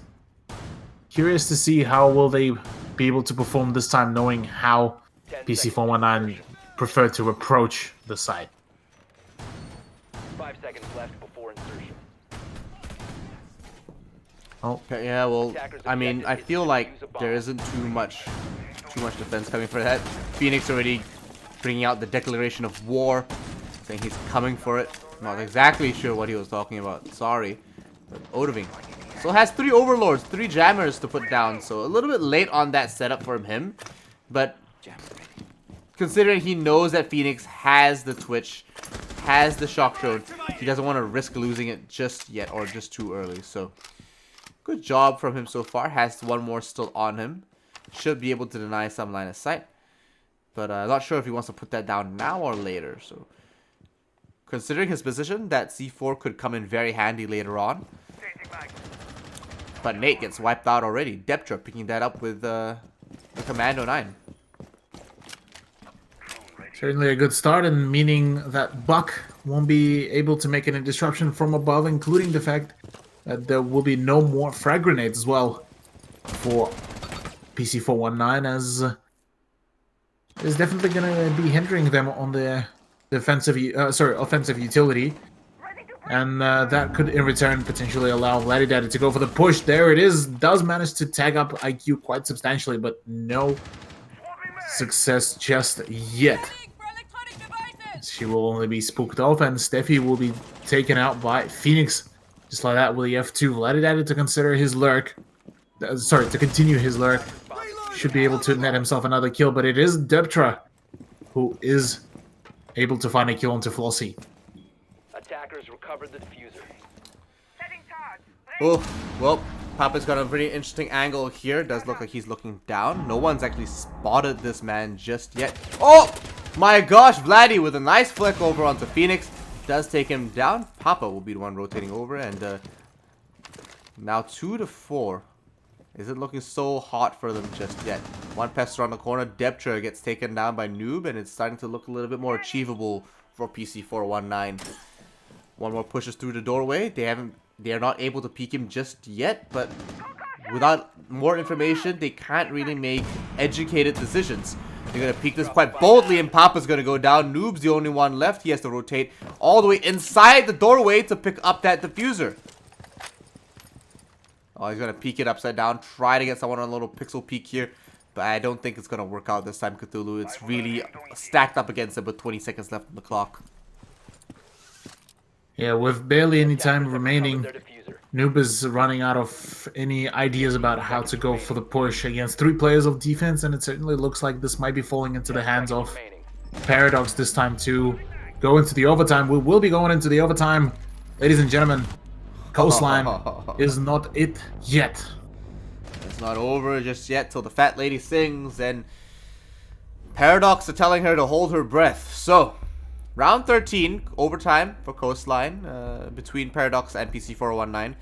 A matchup that we've been expecting to see so far, and after Clubhouse, I'm not surprised at all that it's playing out to be the way it is. Steffi T back on that Maestro, though. Oh, I mean, it was Vladdy Daddy before, and he's played many times, but I suppose Vladdy Daddy is a more confident roamer as opposed to Steffi, but tell me you're locking in the glass. Do it! Nope, he hasn't done anything yet. He hasn't done... Oh. Nope! Stick the glass. Stick the glass. No, you. Oh, these guys just playing with me all the time, man. Defenders, protect your bombs from being defused by attackers. Would have been nice. Would have been nice. Would have been, could have been, but that's not the case this time, considering the fact that Glaz, after his rework, did see a change in how he's usually being played, rather into more of a anchor role rather than full-on aggression. So maybe for a different site, he would have been much more viable. But for hookah and billiards, the most picked map so far within this matchup between these two teams, it's certainly not the case. Man, not at all. Stick as well on Paradox here. We'll be pushing it up. Has some time available to him, but a couple of sweat holes being made here. Standard, not surprised. I'm surprised they haven't found something to change this around, honestly. Would have personally preferred if something different was being used at the time. I'm not the biggest fan of this strategy or this mechanic, but I can appreciate it, and I definitely see the value in it, I suppose, to some certain degree. Definitely think it should change, though. Flossie's going to be getting a couple of drones going through here. Pool entrance does seem to be quite vacant, but the mute jammers will deny any push further in and actually make him bring his drone back out, so for a different rotation. Yeah, well, a little bit something different this time from PC419's offense, bringing in a Dokkaebi for the push to potentially try to utilize the IQ Dokkaebi combo, but seems completely unlikely, as Papa will be the one to open up onto Odoving, and that is minus smoke just like that. And once again, no plan denial in a swift strike. Once again, it is Papa to strike onto Deptra to ensure that no more Legion mines as well. So just like that, Paradox lineup is all but falling apart. There we go, Steffi T getting taken down. Unfortunately for him, Papa picking him up on a very interesting angle with the Habana X Kairos. Vladdy Daddy holding this angle here. Flossie picking up a nice kill on stick. Looks like one man holding the window will be able to take him out. Doesn't realize exactly where he is, but there we go. Papa cleans that up from the same angle here. Does walk into his line of sight, and that's gonna go into books. People are gonna start using that angle now. Well, with Hookah Lounge now being taken out and taken fully in control of PC419, this is certainly looking like this might be going into their favor. But it is Paradox's now attempt to go for the offense. We did see a bit of a shaky performance from them on the first half, but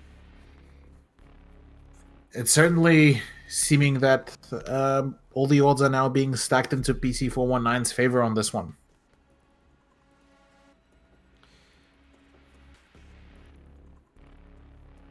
So far, the only 6-pick to come out is from Legion onto mute, which would allow some information denial. But would it be enough, though? That is the bigger question. Defenders, protect your bombs from being defused by attackers. Yeah, a couple of Attackers have discovered the location. couple of points being made here. It does look like they are going to be going with that similar defense. Flossie on that mirror, having yet another showing here on Coastline.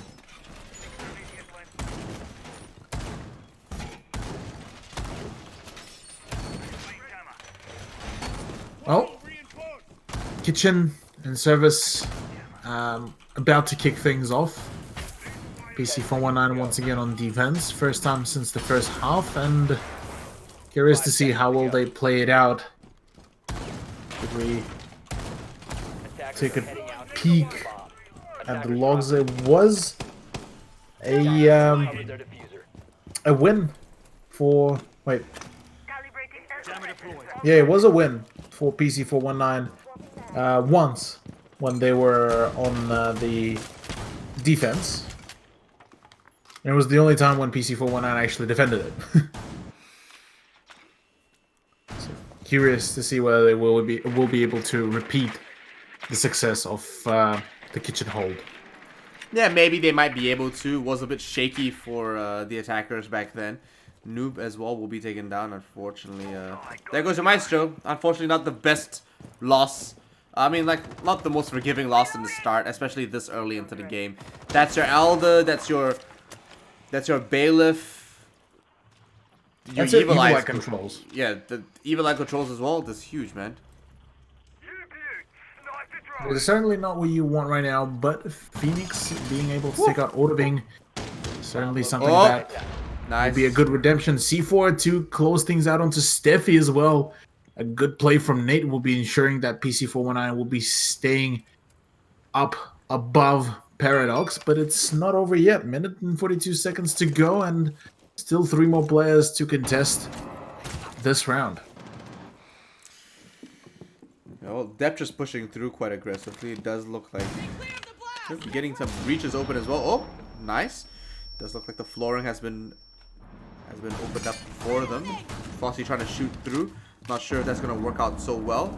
The mirror has been open as well, so they're gonna be using that like backwards in order to try to contest this. Couple of shots, and oh, Phoenix gets taken out there by Deptra, and they're pushing up already. The plant is going down. I'm not sure if they realize this. Papa certainly doesn't, and a couple of shots go out there. Doesn't collect any kills just yet. Does look like, however, Paradox have to react to this. They have to clean this up, and they have to stop the rotations out. They've got one on the stick. Vladdy Daddy is rolled low, and maybe just one outside. Oh, what? Papa? Wait, what? What? How? Attackers need to Okay, he's protect got one outside left, position compromised. hanging by the left-hand side. I don't know if he realizes this. Deptra most likely will be able to stop this. All he has to do is stand up, get the deny. One man is holding the line of sight, pushing the angle, gets the deny on that, and oh, picks up the second. A very close round for PC4 for Paradox, and PC419 get dropped right there. Fantastic play, but a very close round. PC419 almost cleaned that up.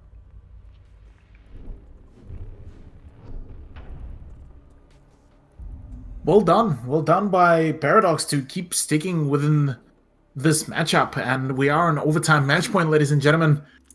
Going all the way. Yeah, we're going all the way. 15 Once rounds. again, funnily enough, it is also the fact that Paradox won before the match is in a similar case where the Vladdy Daddy meme was born. So this is a 50-50 success chance for both of those teams, really, with Kitchen and Service entrance to be the choice for the defense of Paradox, as Vladdy Daddy will be swapping around from Mirror to a Vigil. Just quite a radical change, considering that it's essentially they showcase that hey, we might be going in for a turtle strat, but instead they add yet another roaming operator to their roster.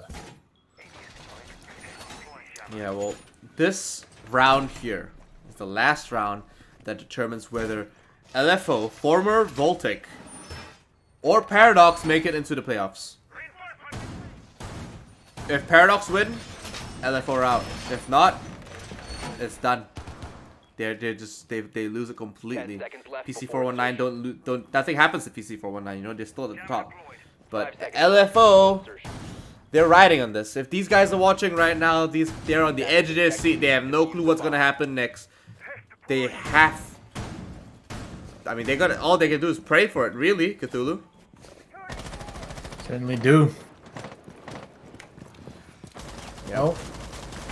Oh, okay. Very aggressive start coming in from PC419. They are pushing up, quite opening a lot of line of sight, as well as the hatches above. not wasting any time pushing in and clearing things out. Not even droning it, just pre-firing just for good measure. Certainly do, as Phoenix getting a little bit angsty on that trigger finger.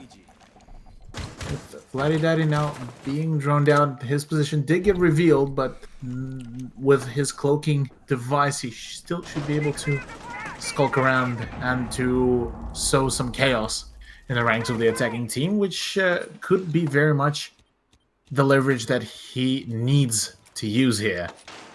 The remainder of the team will be sticking around the site, being somewhat close, so that would allow PC419 to take some substantial amount of ground, but with the wall into the supply room fully soft, curious as to how will this be played out by the defending team. A lot of soft breach coming out here. Papa is going to be trying to peek someone through. Not sure if that's going to pay dividends or not. Steffi actually holding that angle. And gets traded out from someone upstairs. Unfortunately, Nate all the way on the roof does spot him, and there goes your Goo Mines, there goes your Legion, there goes your T5. Unfortunately. A lot of assets being dropped here. Coming in from PC419, and Paradox already getting to work on it. No, sorry, it's backwards. Paradox are losing the assets. PC419 are doing the work. My bad. Oh, that was close. A bit too close for 419, as 53 seconds left to go. They need to start making that move as soon as possible. Legion is already off the board. And there's the shot from Flossie as well to shut down Vladdy Daddy. The chances for Paradox's win and go into the playoffs are certainly shrinking, but they're not still gone. 30 seconds to go. They just need to deny the plant. Phoenix is unable to land any shots and is struggling to find the kill. Finally does pull it off, but Odaving to take out the diffuser as well certainly makes things much more doable. Deptra is definitely holding a nice angle. Oh, no way. There it is. Deptra coming in clutch. Double kill, triple kill. He will be able to close it out. Ladies and gentlemen, Paradox win 2-0 over PC419 and will be going into the playoffs, ladies and gentlemen. Congratulations. Oh my gosh, Deptra, you deserve to be at the top as the MVP for that. An amazing triple kill coming in to close that out and save them from complete damnation. Look at Papa's kill count. 21. 21. He is a big daddy indeed. This man... Man's back must be hurting right now. Man's back must be wide to carry that many players on his back. But you know what? 21 kills, still lose. It's a real damn shame that happens. That is the salt on the wound. 21 when you try your best, but you can't carry anymore. Oh man, that's why you lift with your legs, boys and girls, not just your back. That's a pro gym tip right for you. But an amazing matchup so far between the two teams. Fantastic turnout for them. Does look like Paradox are gonna walk away with 3 points, and LFO are not in the playoffs. Paradox are, and I mean, so congratulations to them. Fantastic job. PC419 still at the top, of course. Probably below Cryptik right now.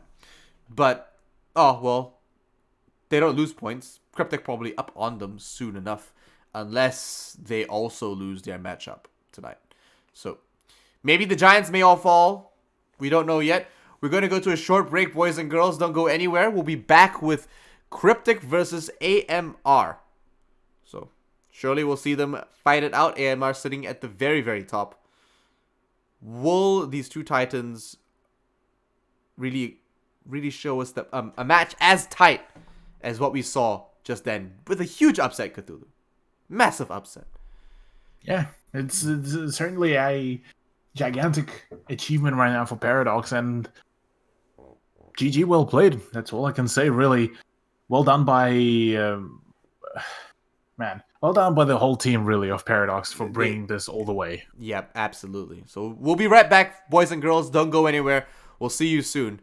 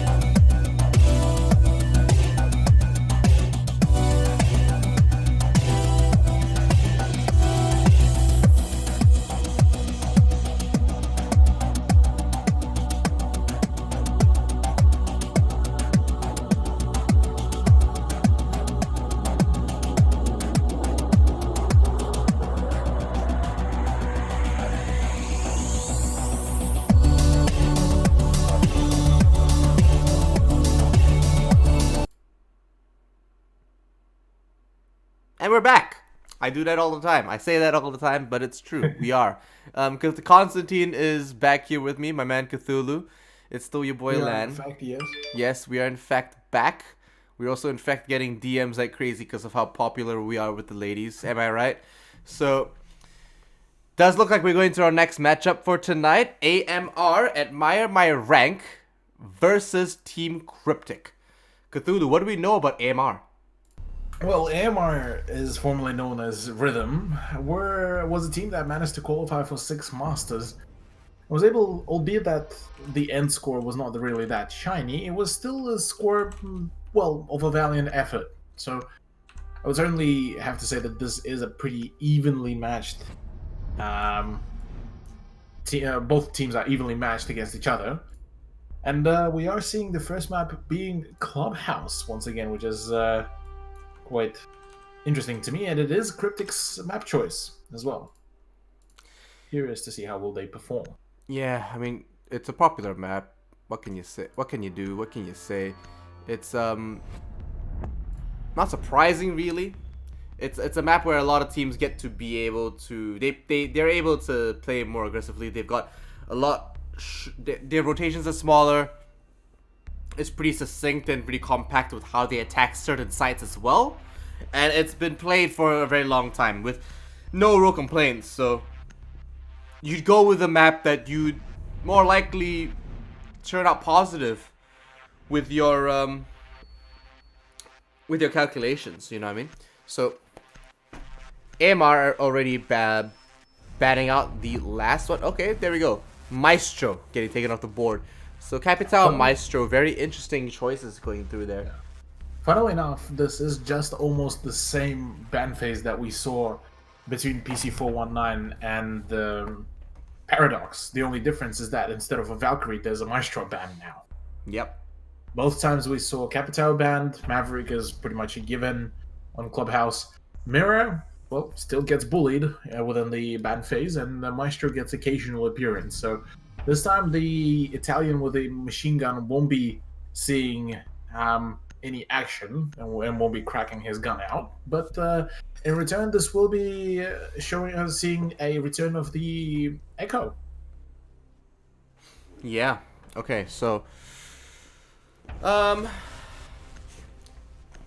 that's similar to how we saw Mira get picked up so often in the last match. Attackers need to locate Echo getting picked up doesn't necessarily mean that AMR are going to 100% win this round, but it does mean that they are going to be having a little bit better of a time, considering that he is so versatile. He's got so much about him, and honestly, now that they're setting this up, it's gonna be. I'm pretty confident they should be able to lock this down.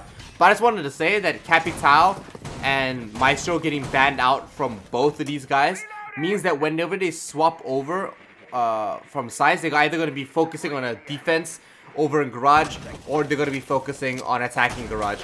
Just because that's pretty much the angle they're going with. And those are the operators that consistently play on those play on those sites.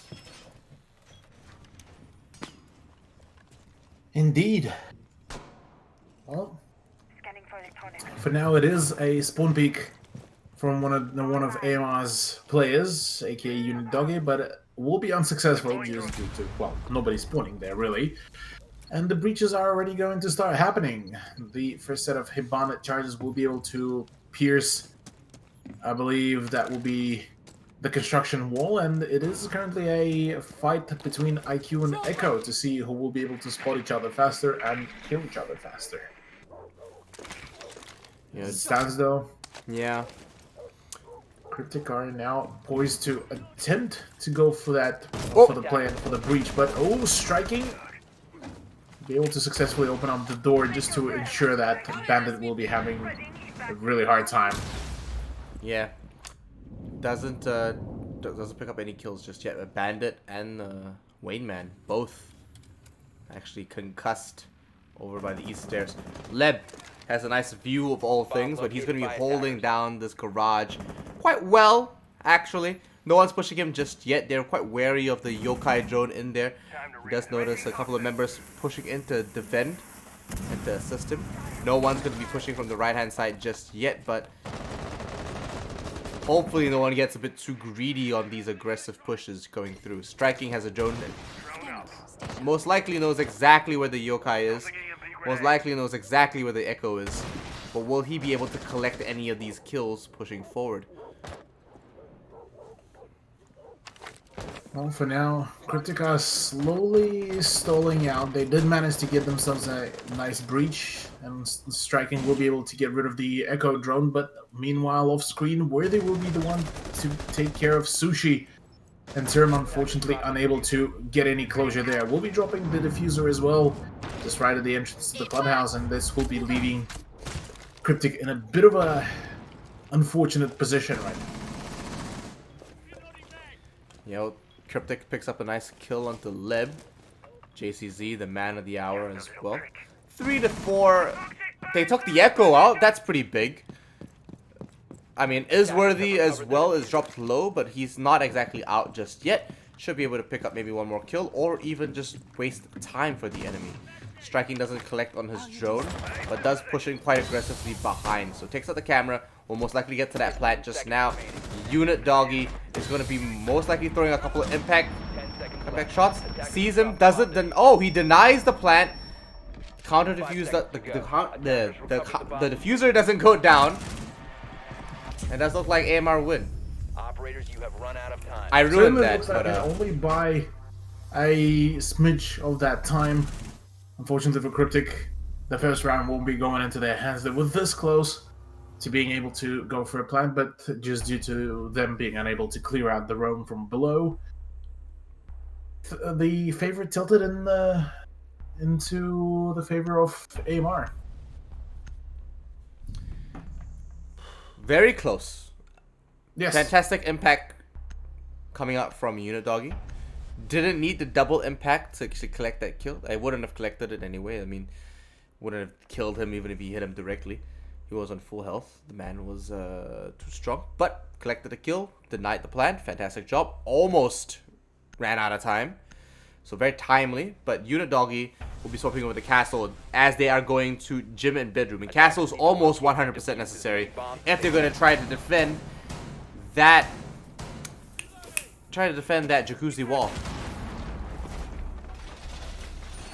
Yeah, this certainly will be one of their top priorities here on this very site. Once again, we are seeing it used as a secondary rather than a tertiary site, comparative to, say, potentially even going for a church and arsenal room. Maybe this is the epic gamer plan right now for AMR to see if they can trick out Cryptik and see if they can play them around, but to my knowledge, Cryptik did pull off a similar case here as well before in their previous matchups, and yeah, things didn't work out that well, let's just say, from my memory. And before, Turtle, who's the analyst of Team Cryptik, will be in my DM swarming after the matchup, and calling me out on saying some fake information. People do that all day long, my friend. It's just the way it is, really. So I don't even know how, but okay. Wayne Man standing on top of the bed most likely gets collected. Takes him out. Fantastic reactions from JCZ. Maybe even a second one here as he pushes into the CCTV to try to defend it. Unit Doggy's already rotated. Has the shotgun out, by the way. And we'll be trying to play it a little bit closer. So at that range, he's not going to pick up anyone just yet, but he's making some tactical moves to try to push in. So if anyone vaults through either windows, they are dead.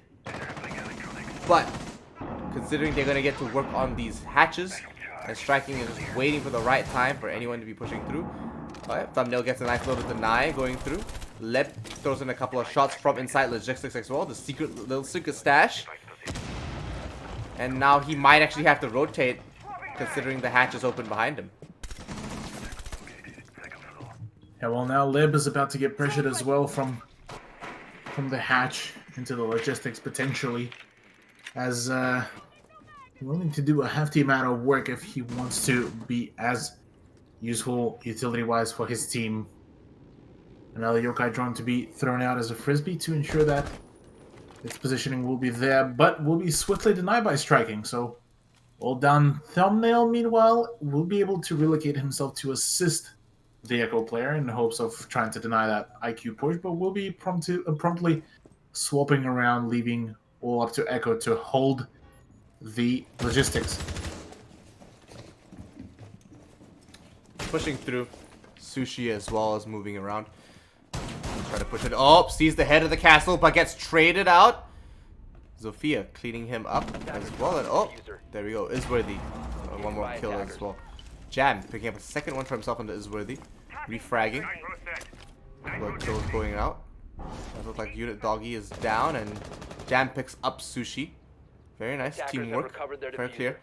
But Thumbnail is all by himself on an island. 1 to 3 right now. Unfortunately, he doesn't have the angles. Oh, he does have one. Rotates back, but it won't be able to make it all the way through. Cryptik win round 2. Good job by Cryptik. Did manage to bring this back after a bit of a rather humiliating turn of events on the round number 1. Round 3 now, though, to come in effect, as so far this has potential to be very much of a back and forth matchup between these two teams. And hello, DMs, please be turned off. Be gone. What can I say? He's the ladies' man. You just can't leave him alone. So, speaking of the ladies, let's check this out, man. Habana, Zofia, IQ. Standard pick so far coming from this attack. I feel like the Zofia is being used quite well, and JCZ is just an absolute monster. The people playing these operators are crazy because JCZ with that flick onto, I forgot who died on top of that bedroom. I think it's Wayne Man standing on that bed. Oh, that was painful to watch, man. He just flicked onto his head. Wayne Man should have got that kill, to be honest, by all right, but just wasn't enough, really. Yeah. Well, Church and Arsenal room, meanwhile, for the third defense. And I'm curious to see how will this be panning out. Say a similar lineup for the defense in hopes of just to see how things will work out for them here. Yeah, absolutely. It does look like it is the case. Deploying ADS. Now, 2 minutes and 45, 44, 43 seconds into the round. Isworthy is rotating over by the garage, peeking a couple of line of sight into the storage. And Unit Doggy sitting tight behind the railings here, just trying to drone out just a little bit more.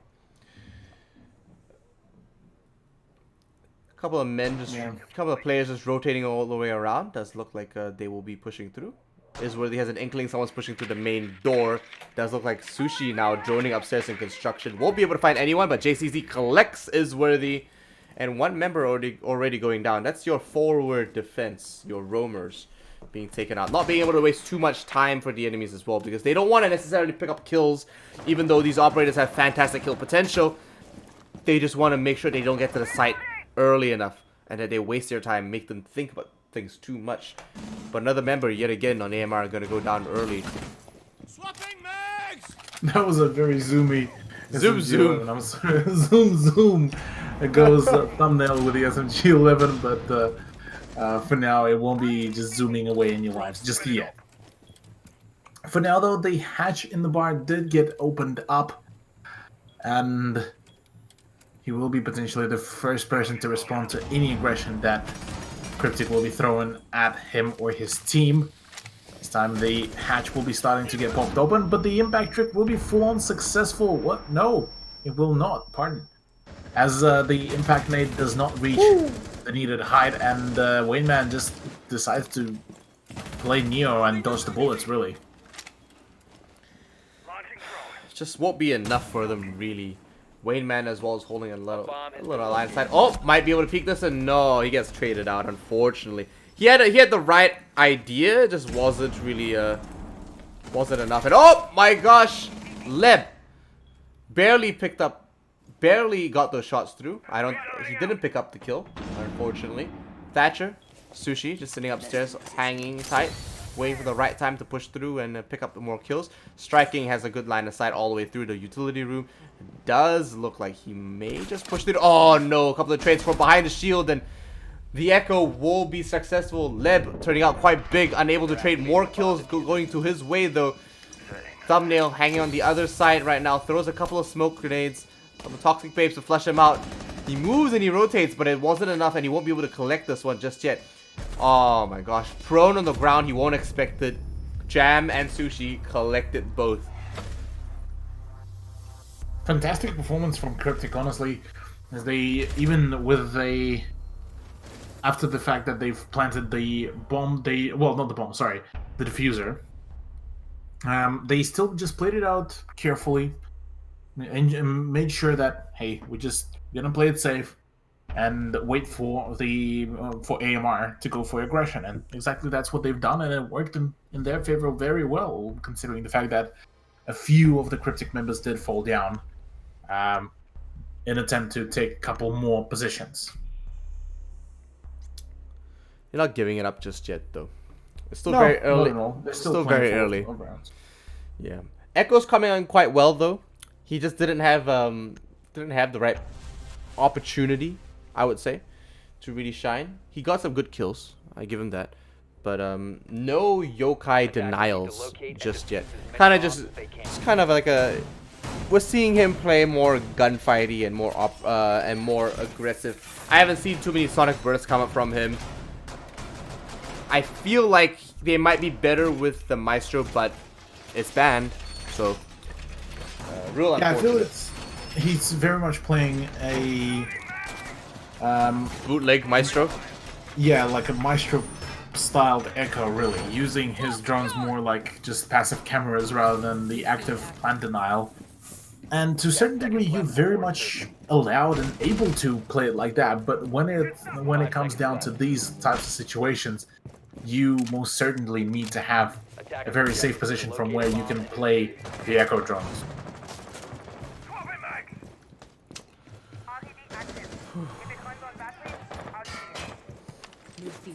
Well, for now though, Unit will proceed to throw out a couple of cameras just to ensure that there's full coverage of the clubhouse, or at least of the few key areas. And hopefully for him, he will be able to net himself a couple of kills through those spots. A bomb has been located. Well, they finally found the bomb, even though they really knew where it was this entire time. They're going to be trying to push through, and does look like the players are still scattered a little bit here and there, waiting for the right time to get this breach open. Thumbnail is going to put down some of the shock wires preemptively, maybe save himself a little trouble. Does have the barricade down there, and as we all know, and some of us might actually not, that barricade is to stop anyone from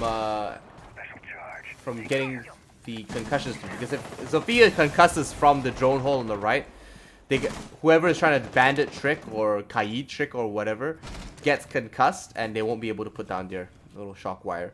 But they shoot it down, they get the breach down.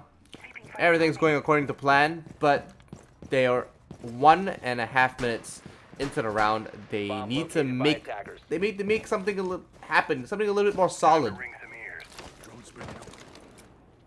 Certainly do, as already half a round has been drained out, and only now the breach has happened. So we've seen a similar case with Cryptik on the first round, where they managed to get the breach open but stalled out for far too long and essentially allowed AMR to just drain them of the time. So if the similar case happens here, then, well, you know that the CCTV and cache are the Achilles heel of Cryptik at this very moment. Seems that Lib is sitting all pretty up and around, but just dodges a bullet that misses just by a centimeter. Again, will be not like this. Not like this. All the flashbangs to come out, and there's the rush as well. The triple flashbang. The man was not meant to live.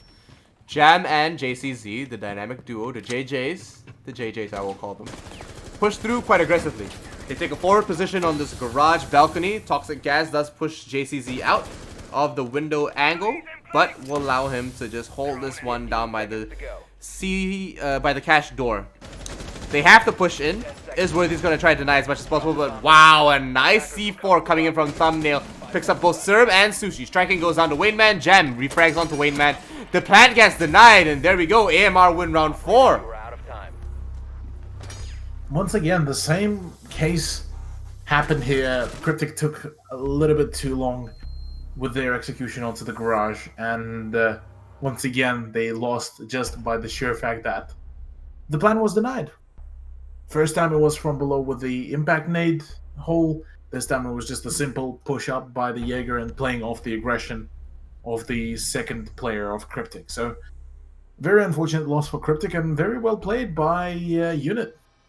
I believe, was it Unit or was it Worthy who got? I think it was Worthy on Jaeger, who just played it out and very well placed. Managed to pace himself and just wait out for the perfect moment to go for that strike. And no matter if he would have gotten downed or anything, he would still be able to deny the time.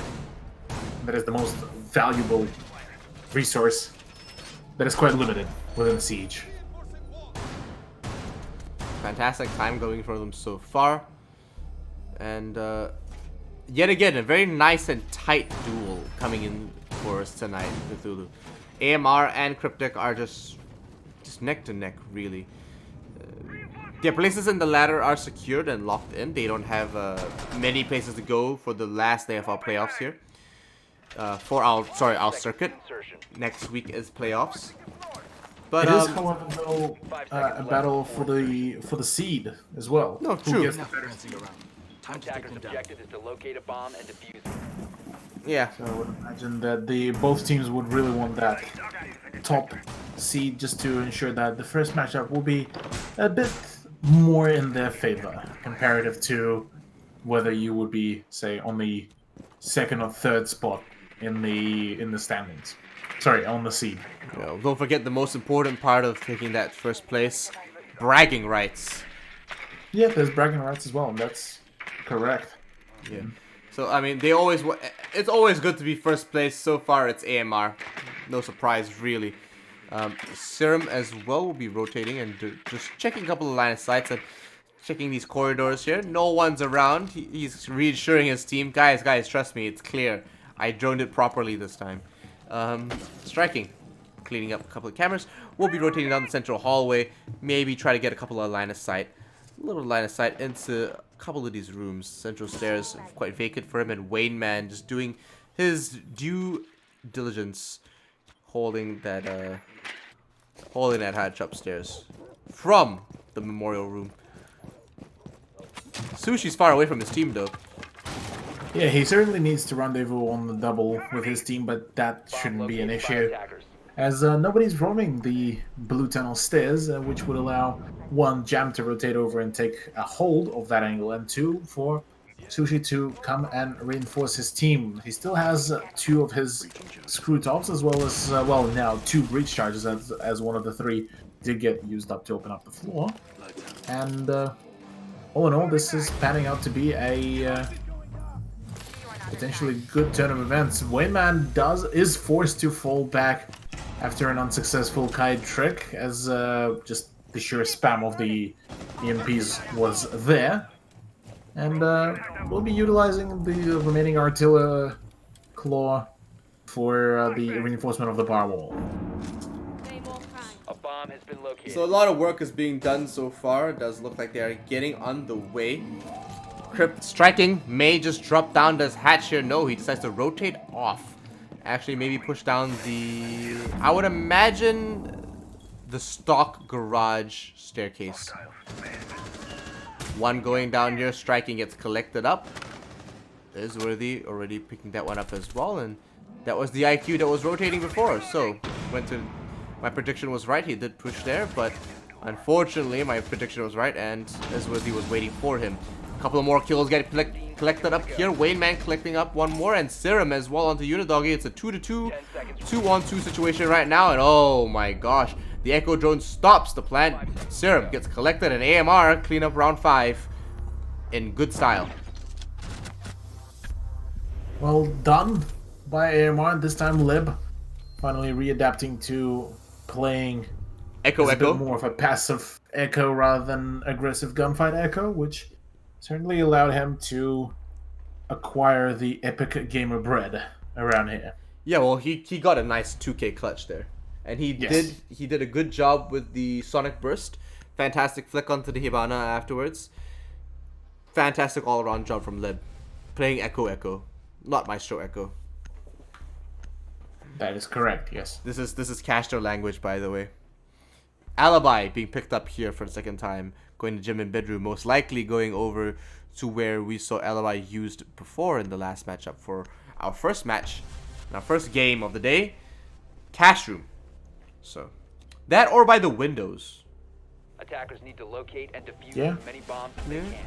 Well, the prisms are usually quite universal. You can use them for bait, you can use them to essentially gather some information on the immediate positioning of the attackers once they pre-fire a certain angle that you know that they usually pre-fire.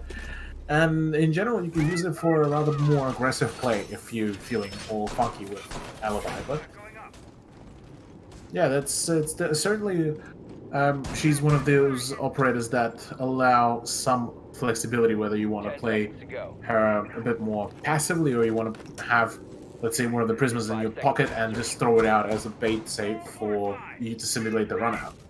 Attackers are moving out to locate a bomb and defuse it. There we go. Jam as well, pushing through, and does look like he will be picking these couple of these little windows here. Left soft. Unit Doggy actually didn't reinforce those, which is different, but not the end of the world. Does mean that the attacking team. Oh, and they didn't reinforce the barricade. Oh, they'll do it now. About time. Probably just a late setup coming from Unit Doggy. Unfortunately, they're going to be opening up some line of sight. Shotgun with the castle yet again, though. So we're seeing this consistently come out for any castle players here on this site. Just being so important. Curious to see how will the bandit player of the AMR play things out for him. And as it stands, already a minute gone and not a single breach to come out from AMR already. I believe that is the third EMP grenade to be used up, and this time the breach is successful, forcing Thumbnail to fall back to the bathroom, which is still one of the more sturdier positions to play from, as yes, the breach into the penthouse, into the jacuzzi wall is successful, but you still need to gain some ground over that either hallway or gain control of the gym. A lot of work ahead for them as well. Wayne Man is low, but he's not out of the game. Isworthy's hanging around. Very forward position. They didn't really reinforce anything over by the cash room, and they're using a very aggressive rotational kind of defense. I like it. I like it a lot. That's where the castle barricades went, in between the sites for the garage. A very different setup on defending the cash room, and I like it. It's starting to grow on me. It's the first time I've seen it already, Cthulhu. Well, it's certainly an ever-evolving site and an ever-evolving strategy, so it's certainly a nice sight to see it to be evolved all the time. Worthy to pick up a kill, but only to have the Jaeger traded out is certainly a decent start. Jaeger for Thatcher, even though Thatcher already used up all his utility, is certainly a decent start, but I would still say it is in favor of the offense. X-Kairos going down on the barricade on the construction. Thumbnail picks up Jam. The X-Kairos are successful in a 3-4 duel here. Leb's got to pick a couple of his shots. Does notice. They do notice exactly where it's coming from. The secret stash is no longer a secret, but he... Ooh. Has to pick that one up. He gets traded out by one man in logistics, and Unit Doggy cleans it up on striking. AMR win round 6, and they're starting to pull this one all the way out of here. Woo. Fantastic performance from AMR, as they are seeming to be taking now the lead over Team Cryptik, as fortunately for Cryptik, they're just unable to find any closure within the past few rounds. They do have the fragging potential, but unfortunately just keep on stalling out. Round 7 will be those signaling for a change in sides, and it is up to Cryptik to bring this back on their defense.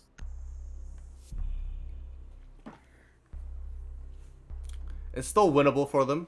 AMR are a Oh, very yeah. dangerous team. They're very aggressive, very strong. They're all very veteran as well. They've been in the scene maybe the longest out of most of these players here in our Challenger League. Yeah, both AMR and Cryptik have quite long, quite far, and quite deep roots within the ANZ competitive community. Correct. Ever since the inception of it, via the Cybergame and now Let's Play Live platform. And then further down, the ESL Challenger and Pro League, as well as the Go For tournaments and any other separate leagues that were ever since initiated. So certainly both of those rosters have seen their fair share of the competitive experience. Not as probably abundant as, say, 10 seconds to insertion. current teams within the Pro League, but it is experience nonetheless. 5 seconds to insertion. For sure. Attackers There we go. objective is to locate We a do bomb. see that they are going to be rotating over and placing a couple of black eyes underneath that little drink stand there. Standing table.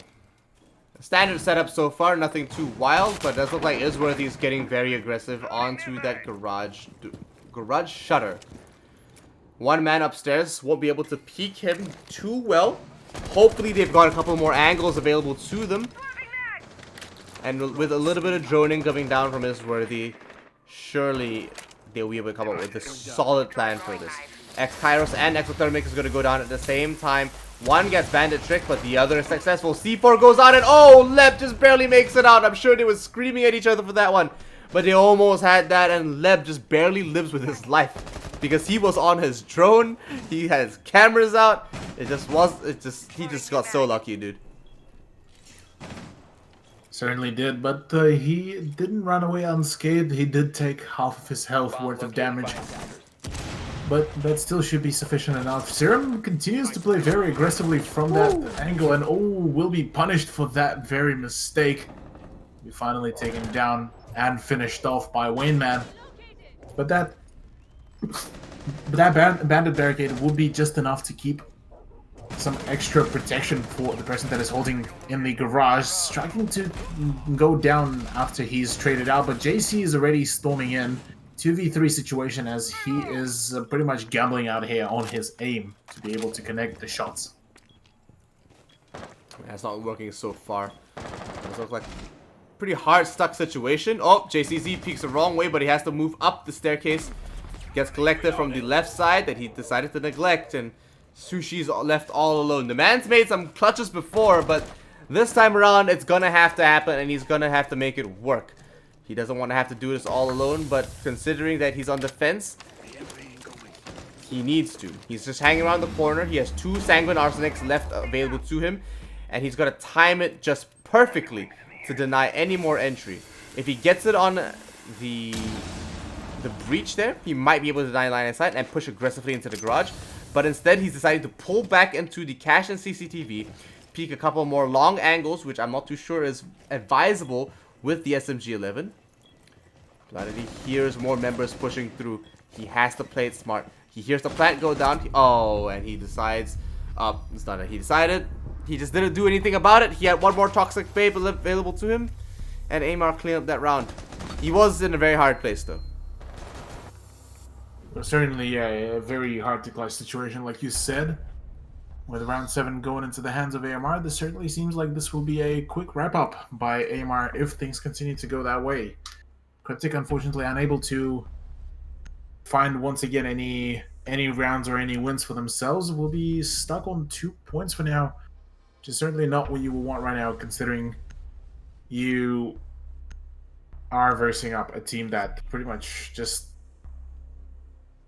managed to still being in Challenger League to qualify over you while you are a Pro League team to qualify for 6 Masters.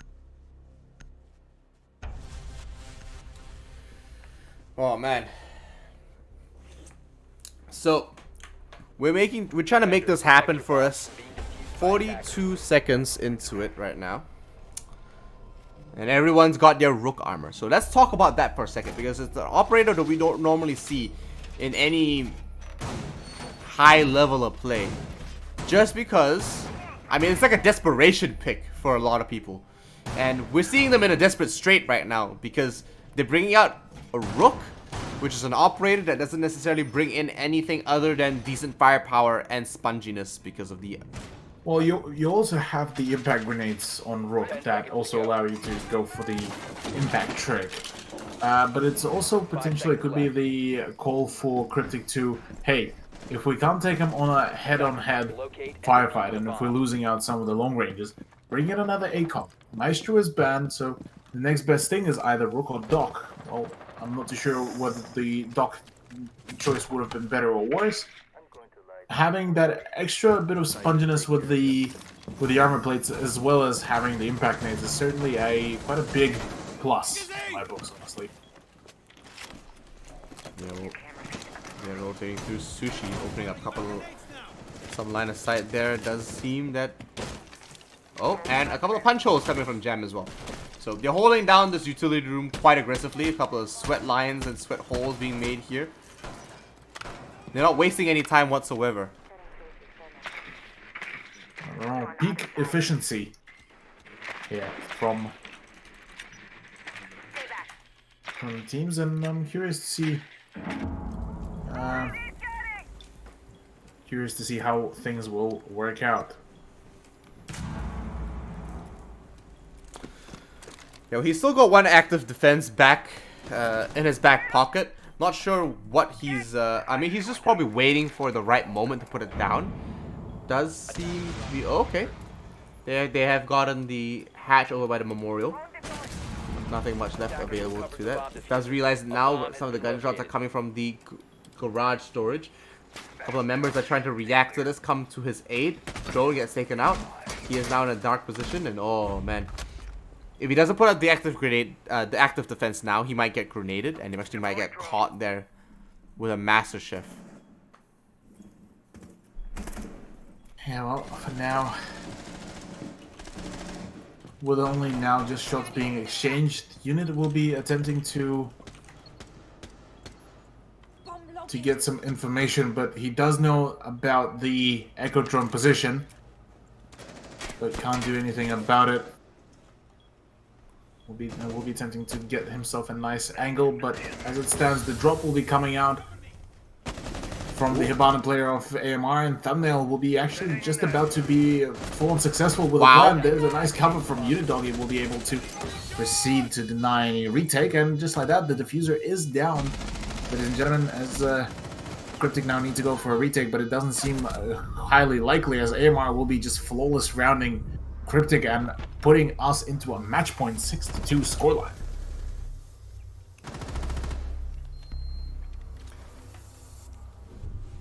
It's almost over for Cryptik. AMR are just too strong here. Match point now, moving forward. Will they let this end in such a painful manner? Yeah, it was unfortunately a very painful manner, but it is what it is, and AMR just coming out to be a better team within this map at the very least. Clubhouse is the choice of Cryptik, which does beg me for a question how things are going to pan out for the secondary map here. Standard lineups from both sides so far. Attackers need to locate and defuse. Cryptik have one opportunity to try to nail this out. What happens if they lose, Cthulhu? Well, if Cryptik do lose up and around here, they will be losing their chance for a higher seed, which would still keep them around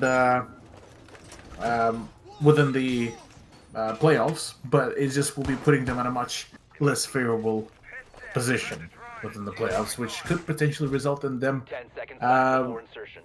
getting first rounded, potentially even. Left.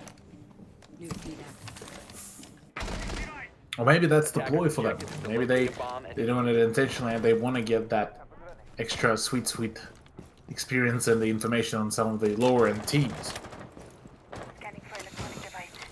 Yeah, well, Jackal is on the board and should be able to provide a little bit of information. He hasn't done too... I mean, he's done some fantastic work. Isworthy's doing an amazing job with him so far. But will this... Oh, okay. So the breach will be going down. It does look like it was a hard... It was a soft breach as well. Surprised they didn't fully reinforce the site. But considering that it's going the way it is, I mean, sure, go for it. Isworthy's opening up a couple of little line of sight. But so far, it's just recon and it's just information. Both sides are playing the smart. AMR want to lock this out. PC419, the number one seeded team at this point, don't want to. No, not PC419. Sorry, my brain. Cryptik. They don't want to lose this out right now. They are so close to losing it. AMR need to nail this. They just need to get it done with. Move on to the next map. Certainly is. The Cryptik are potentially not ready to get out of this just yet. They are seeming to be able to have the ability to stall things out for the opposing team, but usually not enough. The soup can of Legion does bounce off the Mozzie, but Unit is already on the case to try to get rid of some of the utility from below, and potentially he might be quite successful in that regard if we will be able to scan for a little bit longer. But as it stands, it is Thumbnail to open things up onto Jam. Yeah, well, it does look like we are moving forward here.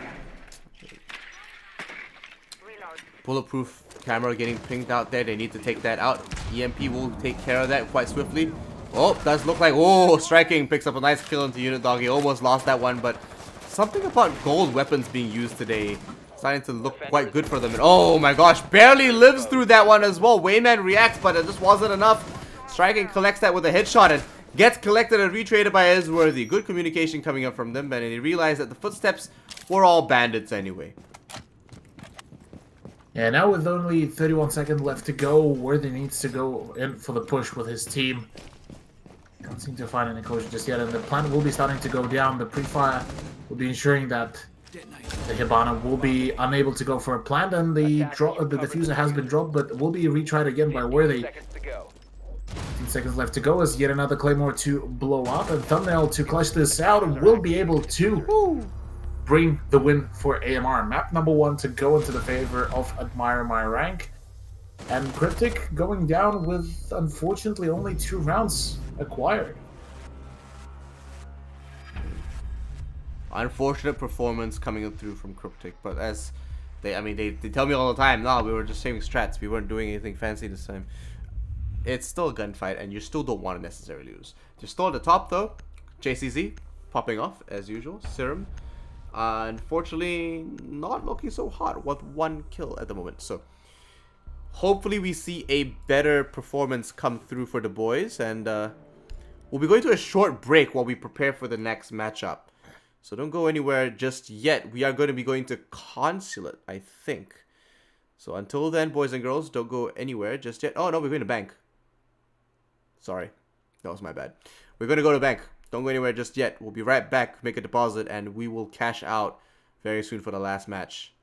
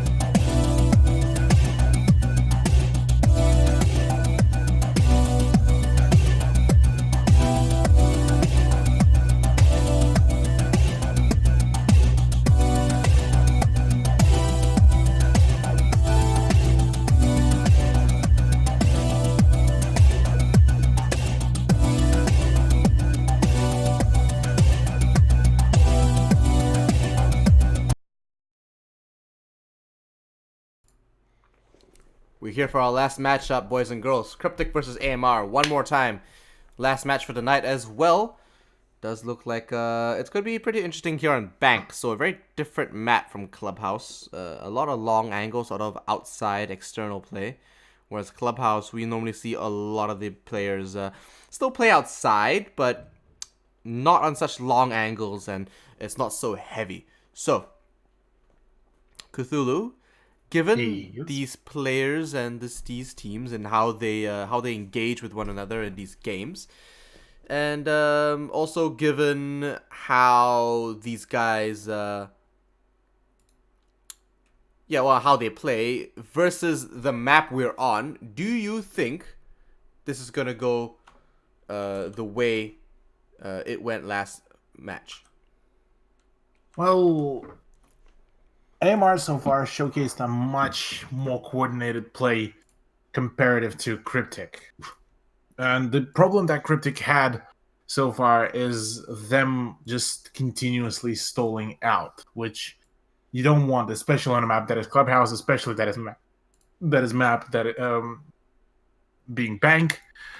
The favor, at least in my eyes, is heavily right now tipped towards AMR, but maybe Cryptik will have something to respond with, really, after such a, well, what I would call a bit of a even humiliating performance that was on Clubhouse, which was their map pick, by the way. It was their map pick, so I mean, they've performed well on that map before. They just don't perform well on that map versus AMR. Yeah, precisely. Last ban coming through now is going to be a Kaid.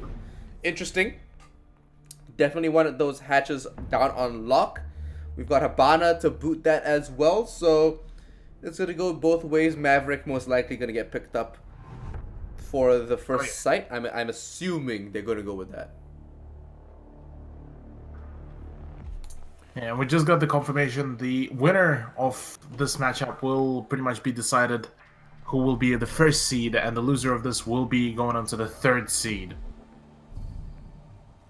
Well, see how will this play out, as AMR will be going on the offense, and like you said, Ian, this will be bringing in the introduction of Maverick as well to the team, whereas on the side of Cryptik, we are seeing a slight swap around from Castle onto Ella, which could potentially mean that we might be having a heavy service stairs presence from the defending team. Defenders, protect your bombs from being defused. Oh, let's hope so. Jam is playing the Ella, and you know what I like to see? I'd like to see a Warden come through. You know? Yeah, Warden for the site like the CCTV and lockers on Bank is certainly going to be quite beneficial, especially considering that him holding, say, an angle just below the mirror will be a fantastic utility. But alas, that's not the case. Mirror did get banned, so he will be having to expose himself, although he'd still have the advantage since there is no glass. 5 seconds left. Yeah. Getting these hatches done just in time as well. They're gonna soon find out Ella is back here. And they've got a whole lot of utility down on that blue stairs. So they're defending it with their life, really. They can't afford anyone to really stop them here. But Wayne Man is already holding it down as well. Joining it out for his teammates as they push into the CEO office. A 3-4 push. Not wasting any time. Unit Doggy already has all the confirmations and the go-aheads from his team. So he's going to storm right through conference.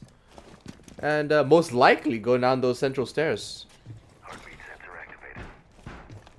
Yeah, well, for now, it is certainly a good idea to ensure that you clear it top down, make sure that not a single angle will go unchecked, which would certainly give AMR some, to a certain extent, some certainty that they won't get flanked, or just at the very least they won't get peeked from just unpredicted angle. So it's a good way to go kick things off.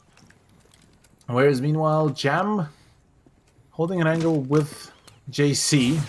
The ADS will be able to eat things up as well. There's some readjustment of Oh the no. ADSs, and there's the grenade as well to come out. There's an unfortunate peek and mistiming by the yellow player will be costing her the life, as Unit will be the one to take out the defender. Well, Jam is down for the count. Unfortunately, like you said, unfortunate timing. Striking, throwing C4. Yeah, doesn't pick anyone up this time. They'll probably pick him up as well. There we go. Lep cleans it up on that rotation, and now server room is completely clear and free for them to take. Certainly is. As just like that, defense is starting to fall apart. 50 seconds left to go. There's another EMP grenade to ensure that none of the info gathering will be alive, as JC is starting to kind of kick up a notch. There's the gas grenades, but the plan will be quite successful not before thumbnail will be traded out, and just like that, it is a 3v3, but the timer is now clocking and ticking in favor of the offense, as Wayman does also pick up a kill onto Serum, leaving all up to JC and Sushi to clutch things out. Oh my gosh, the Claymore picks him up. If that didn't, Wayman suddenly did. Almost picks up one on the desk, and there we go. Unit cleans up Sushi. Smoke stood no chance at all. Too many angles to cover. Fantastic job by AMR. So, pretty strong start. Sushi, not Sushi, sorry. I think it was... Who was playing Thatcher? Thumbnail, that's right. Yep, yeah. Thumbnail was playing Thatcher. Thumbnail sticking down that diffuser. The right call. He sacrificed himself for the greater good. They made it happen, and you know what? Absolutely nailed it. Unfortunately, they traded him out, but he needed to do it for his team. Maverick as well, upstairs with the Claymore, really made sure that they didn't get flanked. It didn't go completely pear-shaped. So, good job from him coming through and securing that flank. Unit as well, all the way in the back, holding a very tight angle far away. They were never going to see him that far away. And honestly, with an ACOG like that, it's too hard to contest. Being defused by attackers. That is correct. Well, with that in mind, first round to go into the favor of AMR to continue what is essentially now, I believe, a 6-round streak to come out.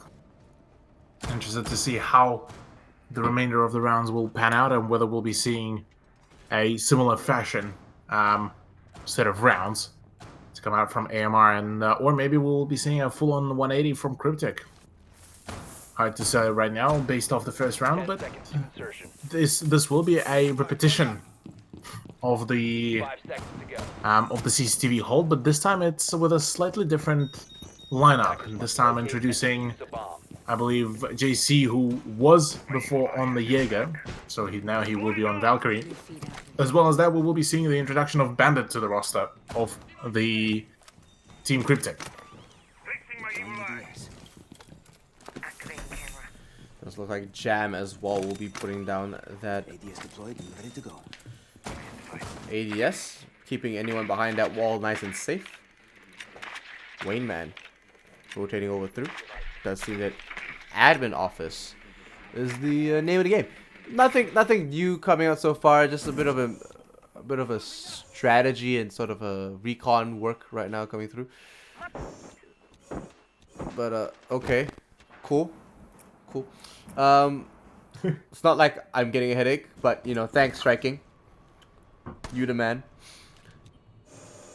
Well, striking just needs to quickly flick through, just make sure that that all of the cameras are still intact, still there. But meanwhile, Windman is having a quick, nice. Oh no! Somewhat quick, a little bit of a messy job, but still nonetheless should be able to open up the hatch somewhat soon on the second to last canister, and just can't seem to be able to get the opening done. We'll be instead deciding to open up from the other side. You can do this, man. There we go. Okay. Yeah. Yep. Cool. I mean, he gets it done. That's all that matters, boys and girls. Makes a couple of C shapes here, couple of some line of sight. You know, we've seen that work before. I'm not sure about that first breach, but it worked. He did the job. A couple of flashbangs go through, flashes himself, flashes the enemy behind the wall. One kill goes down in its thumbnail. Unfortunately, those flashbangs did not equate to a quick save. Flashbangs all galore going down. Unit as well having to rotate into a more advantageous angle here. Does look like the C4 collects Leb. Concussion goes through, does prime off, but not because it came into proximity of an enemy, but because it timed through. Drones are going down. They need a little bit more information before they make a decision right now, considering that all members are in a pretty tough bind. Unidog is not exactly in the best position, and Wayne Man can't exactly see too many people. Serum picks up a double kill, is where he goes down, and it's just the Maverick and the Zofia left. Exactly that, and neither of them are in a favorable position, but just like that, it is a 2v2 situation with 13 seconds left to go.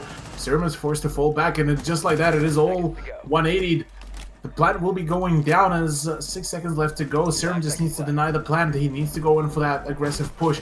Won't be able to secure anything, and will be going down just like that. AMR bring it all the way from 4v2 to a 2v1. My goodness, the aggression from those players paid off so well. It looks so bleak for them as well, and you know what? I cannot just... They played it so well. They took that aggression, they turned it around, they really made something out of it. Wayne Man just doing such a good job. Unidoggy as well. Fantastic clutch from both of these players. Cryptik just couldn't hold it. They just crumbled. They got... did they push? I didn't exactly see, but they pushed, they got greedy. They definitely peaked them one way or the other, because if they didn't peak, they wouldn't be dead. Great job from AMR. Logic 101. If they didn't peak, they wouldn't die. It's the truth. It's the truth. It is the truth. It is the truth, but yeah. Attackers need to By the way, locate any bombs they can. 2-0. 2-0 so far. 7-round streak for AMR so far across the two maps. And I mean, just the showcase of them being able to bring this back from a 2v4 but to a 2v1 is already a pretty good showcase that they've made quite a hefty amount of progress, really. Whereas for Cryptik, things are looking a little bit grim at the moment, don't you think, Ian? 10 seconds remaining. It's like 5 seconds to go. Cryptik are just not doing well at all. We've seen Cryptik do meh. We've also seen Cryptik do really, like, amazingly well. Where is that Cryptik? I want to see the Cryptik that's just, like, on the ball. They're playing smart. They're playing aggressive. They're playing well. Why are we getting this, like, this peek them and die Cryptik? Not a fan. I'm joking. I'm sure they're doing their best. I'm sure they're doing their best.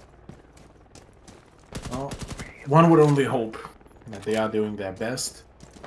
As yeah, they seem to be falling from the initial reputation that they've set for themselves within the first half of the Pro League, where they were making quite a few headlines and even pushing themselves onto the upper half of the Pro League leaderboard. But alas, now that the Pro League online portion has finished, fortunately Cryptik did see themselves relegated, unfortunately.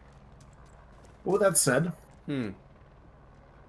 they are yet to defend the CEO office here, and the unit is already attempting to get a couple of angles here. Not a single person is roaming around the lobby area, but that does not stop from unit from the fact that, hey, maybe there might be somebody. That's a...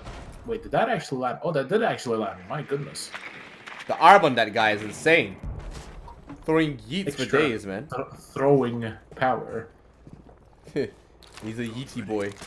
Extra throwing power is it's actually quite accurate there. So +2 to distance. Thumbnail will be shooting a couple of shots down with the L85. JCZ holding an interesting angle as well. So just waiting for the right moment. You're not being too aggressive this time around. Cryptik trying to play smart. they need to play smart, really. Because last time they've tried to go for the aggression, AMR punished them quite severely, so right now they need to be extra cautious about how they approach things, and they seem to have a nice angle. That's a good start for JC as well, finding the headshot onto the thumbnail. Should allow some extra leeway, but with that pre-fire as well. Wow, okay. Nice straight out Wayne to come man. out. Wayne man cleaning up JCZ doesn't spell wealth and prosperity for their team at all. Sushi pushing up the back end here. Oh, hit by the air jab. Didn't hear it from the gunshots. Takes a little bit damage, but will be able to leave with just a sliver of health just left. Skin of his teeth. Oh, someone died. Leb gets taken out. So does Wayne man. Okay, and Serum Sushi cleaning it up big time.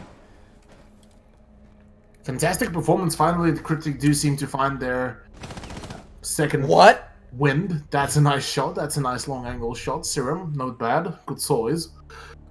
As yeah, finally, Cryptik do break the streak, but can they bring it all the way back? We are currently on round number 4, and so far AMR has been showing quite some good potential, quite some good skill, as well as that they've been consistently very confident in their plays, and that's what's been a pretty good point throughout pretty much the whole of Pro League as well. We saw players from Fnatic and Oddity talk about how much the confidence and the self-confidence play in for when you go for some of the aggressive plays. If you're not confident full 100% about your play, it's bound to fail. Well, they should be doing well coming into this next few rounds. I'm pretty sure Cryptik should be able to pick it up. Smoke is on the board yet again. Hopefully this time doesn't exactly fall apart. Maestro going to be placed in the Evil Eye reversed because, boys and girls, if anyone tries to plant on that wall, which is quite common these days, he'll be able to see. So, and also it's out of the reach of most attackers, so they won't be able to just destroy it. Correct. Oh, well, wow, okay. Already an early peak will be sealing JC's fate within this round, as Maverick will be the one to take him out, and that is not what you want right now, Cryptik. Why? Maybe I'm not seeing something, maybe I'm not noticing something, but seeming that being overly aggressive on the runouts is not the play here. Not when you're in a deficit. Not when you have something to lose. Okay, I mean, sure, he was really I think they just got desperate at that point. They just really thought that, you know what, we need a big advantage here to make this work. Tried to make it work. AMR are just too aware, and they were definitely joining him out. They definitely saw that coming. That, or they just got lucky with the pre-fire. We're not sure. We didn't get to see that. Whatever it is, a minute's been wasted on the clock. The defenders are technically still in an okay place to play. And Isworthy's going to be pushing through this main hall, this main office hall. We can hear that the blue torch is already at work. So surely something's going to come off it. Jam as well is pushing around. Jam is in a bit of a peculiar spot because he needs to be extra cautious about the peaks. Does manage to run around to the other side of the doorway right before Worthy could potentially drone him out. And meanwhile, on the opposite side of the site, the breach is full-on successful, and now it is all up to Serum to once again try to deny the play. Will be able to tag a little bit. I believe that is Thatcher, and Unit unfortunately will be taking the kill onto Thumbnail, onto his teammate. It's quite unfortunate, and that is the diffuser dropped as well. IQ, Maverick, and Sledge are the remaining 3 players of AMR to bring this back. We saw already before a 4v2 that got turned in the matter of 10 seconds into a 2v1. Can they pull it off again? They got the diffuser. They're going to be in a position where they're going to try to put the plant down. Smoke comes out. Serum's tapping away at this angle. They aren't able to do it just yet.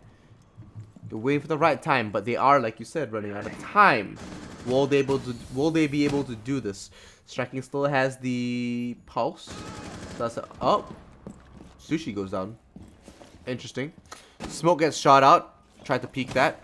Little far on that one. Behind the diffuser this time. And oh!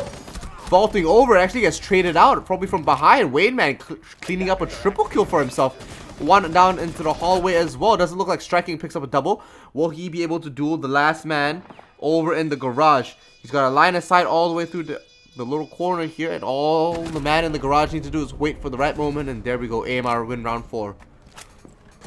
Wayne Man coming in clutch. Huge. Yeah, Wayne Man with a clutch and managing to find the last moment rotation over through the garage is a fantastic read by AMR. Managing to apply pressure from the two sides is certainly what Cryptik were not expecting, and this is a perfect setup and a perfect showcase that AMR are a team that is able to readjust on the go as well. Did he get a 4K? Yes. That was... Because as soon as he turned up, he cleans up 2 kills in easy succession. In swift succession. And he just cleans up that last kill as well. It's impeccable. His timing, his rotations. Wayne Man doing a fantastic job pushing into these games. Sophia getting swapped in for the Thatcher. Attackers need to An locate interesting and defuse choice. as many bombs as they can. Certainly is, but we'll see how this will work out. Round number 5 to come out, and so far AMR leading 3-1 scoreline. With what initially seemed that Cryptik might have a chance to come back, just got thwarted pretty swiftly by a team that is admire my rank. And curious to see how will Cryptik attempt to do any adjustments to their strats, or whether this will be a full clean sweep by the current seed number 1 team. Attackers are moving out to locate a bomb and defuse it. Well, considering the position they're in and the site right now, I don't think they really needed the Thatcher. So, a good choice to swap over into the Zofia. Some good predicting coming from them there as well. Yes, the Bandit shock wires will be a deterrent to them, but it's not something they can't deal from above. And the Zofia should be able to still deal with the Evil Eye. So, not bad of a decision just yet. So far, sounds like a sound prediction coming in from AMR's end. Thumbnail though gets taken out, so there's all of that gone. All of that gone indeed, but there's still an IQ in replacement over Thatcher, who still should be able to deal enough damage to the utility to allow some entry. But It's JC, it's no, their that's turn. not the enemy. It's their turn. JC, that's not the enemy. Unfortunately, Bandit will be taken down, and man count will be evened out. Both of the teams. Yeah, well, they're gonna get to work on this flooring. Gonna get that vertical line of sight going as well. So, while Isworthy holds an angle from the bottom half of that staircase, Sushi's trying to play vertical with this shotgun. Not exactly sure where the enemy's hiding just yet, but he has an inkling considering where these rotations are being made by this shotgun. So, oh, he's gonna see him sooner or later. Doesn't just peek him just yet, but surely he hears a shot up. Nice ADS. Very nice. Indeed, a very nice ADS to save some utility for, well, save the life of the smoke, first of all. But it won't be saving Cryptik from the breach that Lib has done, and so the pre-fires will be coming out. 50 seconds once again, but this time it is the man advantage in favor of AMR, and the gas grenades are starting to come out. This is some good timing from Cryptik, but can they deny enough time to force AMR into that distress push? But it certainly doesn't look like it, as unit just keeps on cleaning things up from above. There's a sledge, and things are shaping up to be quite positive for AMR. There were unit doggy as well, pushing through. So like, oh, AMR clean up quite easily. Very clean round. A couple of 1 or 2 deaths here and there, but overall quite clean coming up from AMR. And wow, they even took down that barricade, that divider for the table. I barely ever see it destroyed. Almost never. But fantastic job coming in from these guys, cleaning that up. 4-1 right now. Looks like it's going to be another swift game for AMR. Yeah, it certainly seems like this is going, potentially could be the case. Yet another clean sweep for my rank. And on the camp of Cryptik, things are looking a little bit shaky. JC decides to go for a cheeky Caveira play that could potentially net him a win if played correctly. But as for the rest of the team, a triple ACOG, which could be quite beneficial, especially on the side that is CEO. Oof. Serum as well. Still playing that Maestro. He's not doing horrible on it, but JCZ swapping over from the Valkyrie into a Caveira is...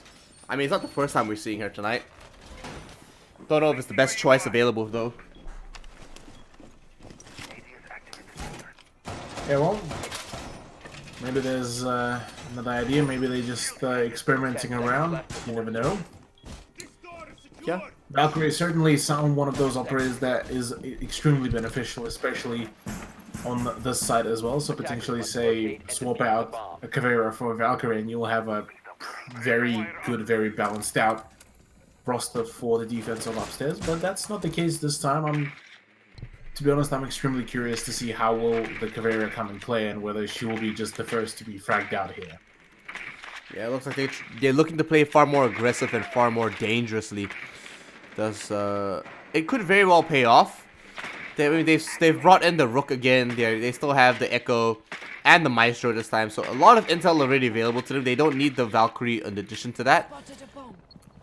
I mean, sure, more cameras the better, but you want firepower. You want a different type of intel. So they swap her in. I see and understand the decisions behind that. It does seem like Isworthy is already pushing through. A couple of shots go onto that wall. It does look like striking. Gonna be pushing around. Does have his Yokai drone to play around with, and considering his position is quite forward, he's been quite aggressive there. Window secure. Certainly is. Making a couple of opening holes though. Serum could potentially have a nice set of angles to hold on to. But with the breach already starting to come out from the thermite, things might get heated up pretty quickly with only half a round remaining for round number 6. The final round of the first half of the last map, ladies and gentlemen. We are getting closer and closer to the conclusion of the series. Yeah, the night is almost over. Boys, goes. Oh, a knife kill from JCZ on the unit doggy comes out. The interrogation. Yeah, absolutely. That was a knife kill. Couple easy kills for Jam going through here. Picks up a nice double. Maybe one more on the outside. They do see his name. They know exactly where he is. But will they react to it, and will they do anything else? Oh, no. He doesn't remember. He doesn't remember where they are. ATM's in a corner. Oh, God, these guys. So, they're just waiting it out. Interrogation is over, but they're definitely not in a good position for themselves at this point. They have to go over and pick up the diffuser. They have no other options available to them. A couple of shots straight in and out. Thumbnail has to play smart, play as close to the angle as possible. And he may just push in for this plant here. Certainly is, and with only 25 seconds left to go, it is potentially will be a round for Cryptik for the taking, really. This time with Striking finally taking out Wayman, it is all up to Thumbnail to needing to ace clutch, but it certainly doesn't seem like this will be the case, as Cryptik will be finally netting themselves the second round at the conclusion of half number 1, ladies and gentlemen. Now they will proceed to go onto the offense. Last time we saw them on the offense back at the clubhouse, things were looking a little bit grim, considering that they had the good idea about how to open things up, how to get themselves going, and setting up all the openings and utilities. But straight after that, just stalling out on the pushes and just deciding to go for the push at a very late moment within a round, which ended up costing them a fair few rounds.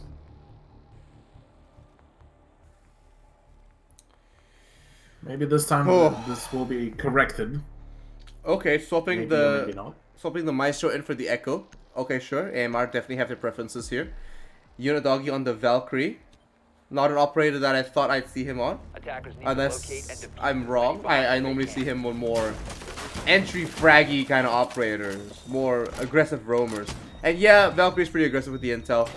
But Yeah, I mean, you can still be pretty flexible. It's rather, at this point, it gets down to, do you want to just full-on, flat-out frag out, or do you want to have something extra for your team, even if you will go down? So Valkyrie, to me, is one of those perfect operators. You can be as aggressive as you want. Her gun is fantastic, an absolute headshot machine.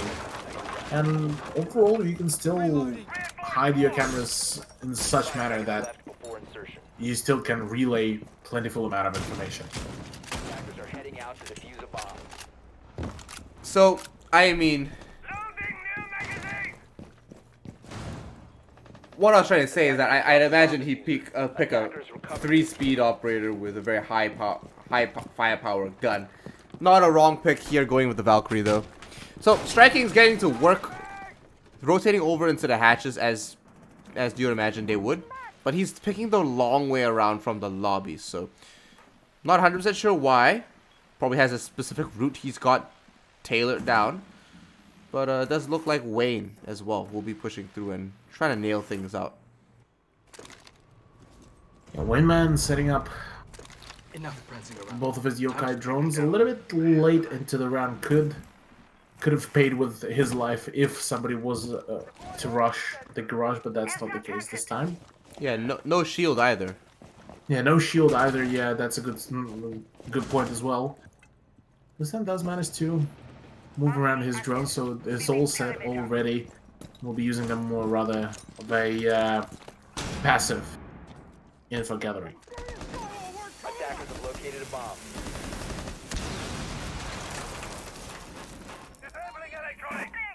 With the breach already in full effect on just above the servers, where they will be forced to fall back to the default spot at the secure hallway and back into the lockers to see if maybe he can assist with a push or maybe even a flank from the main staircase.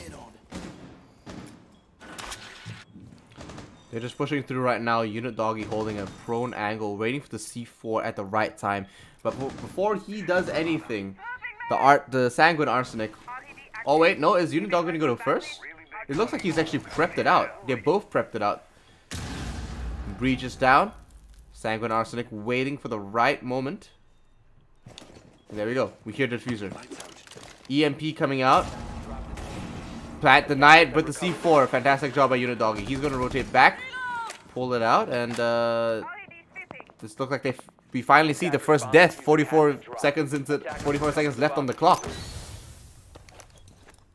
And another gas bay will be used up, the first out of 3, just to deny a plentiful amount of time.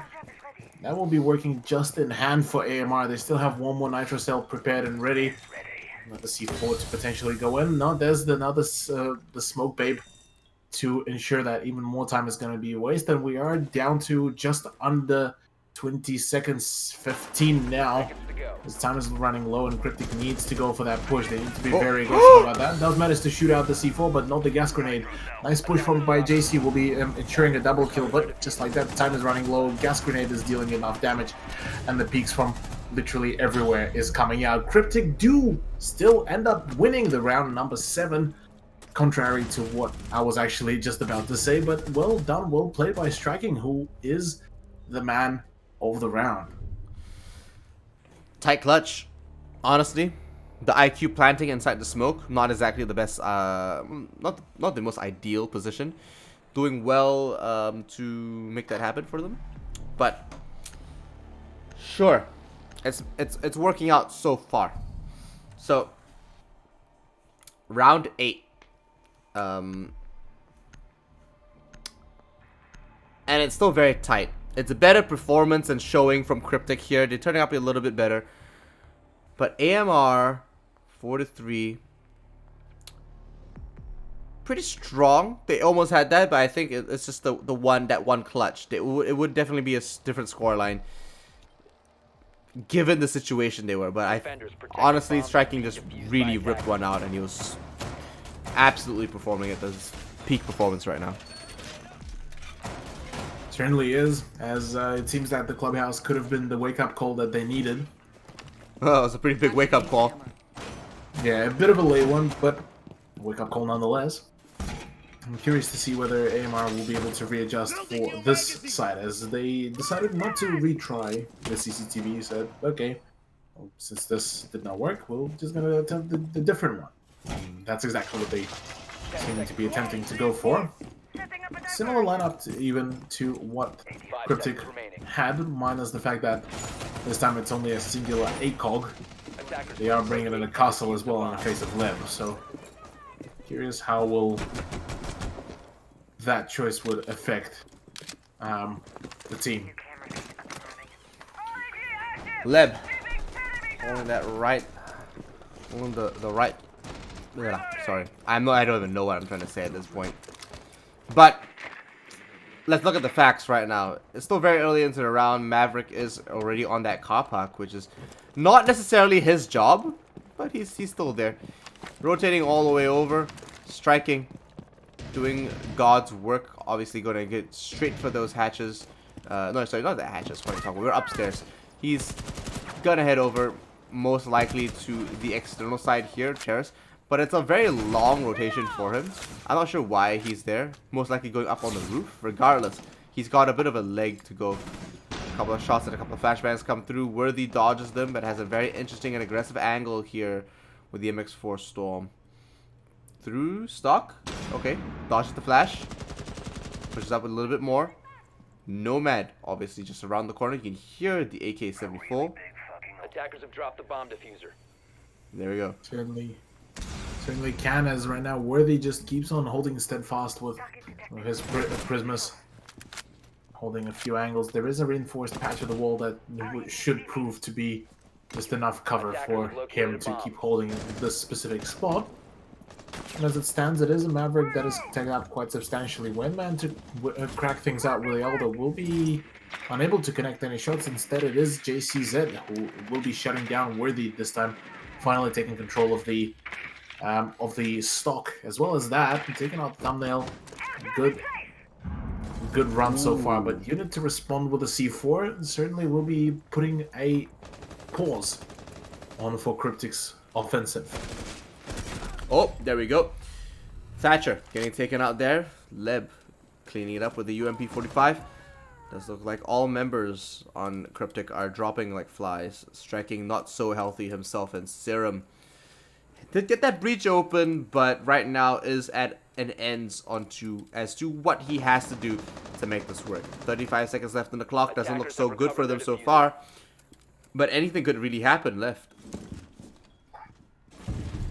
Indeed, everything could happen. The plant will be attempting to start going down, but will be denied straight away. Cryptik to drop the diffuser, and just like that, Wayman to close things out at the end onto Striking will be ensuring that AMR are only one round away from the match point.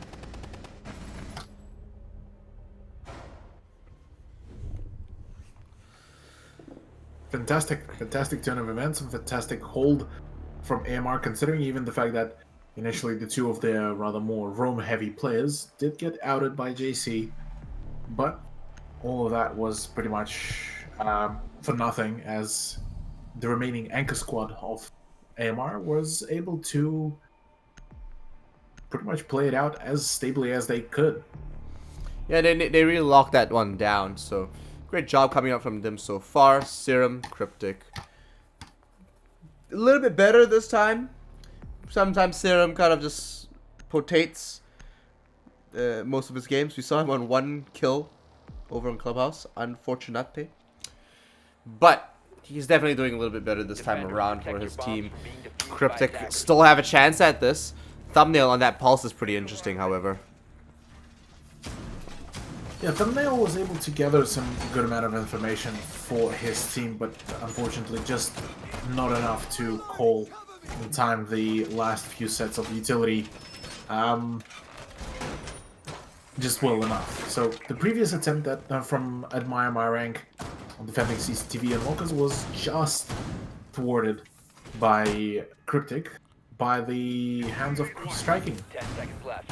who was able to clutch things out pretty well in a very aggressive manner. So 5 seconds to insertion. potentially we might be seeing a similar attempt, but to kind of Must locate and defuse put your the bets bomb. on a single person to consistently clutch up is a bit of a risky one. Sensor deployed. Sensors getting deployed. Thumbnail is rotating over. Does notice a couple of members actually outside the jewelry store now. Rappelling up onto the roof. A couple of members just trying to make their way through. Oh man, Striking. Getting hit with the cap can. Unfortunate. Unit. I love the fact that they've readjusted their roster as well. They knew that, hey, if we drain enough time from Cryptik, they're gonna go for the very aggressive pushes. For that very reason, bring in a cap can. Yeah. That passive damage should be just plentiful to enable AMR to gain those kills and have the upper hand within any of the firefights. So certainly is a very good decision, good adjustment, but can they Located by attacker. can they bring this back, Cryptik? That is still under a question. Yeah, so I honestly I agree. Capcan is an underrated operator, has a lot of value, can, like you said, can stop the enemy, make them think twice, distract them from looking down a line of sight to try to take out a diffuser, to take out the EED. There we go. Is worthy taking out jab, rotates all the way down. Thumbnail going to be trying to hold this for a little bit longer. Has an interesting angle here. No one realizes that he's no longer behind that service stack. Drones go down. Doesn't want to shoot it just yet, but it's gonna drone him eventually. Or yep, there we go. No, it doesn't see him. Attackers drop the diffuser. How? Did they Attackers just not? recovered They just not say that he was there? This is just. Maybe it was a miscommunication. Probably didn't say anything about him there, or the thermite might not have said that he was pushing down the hatch.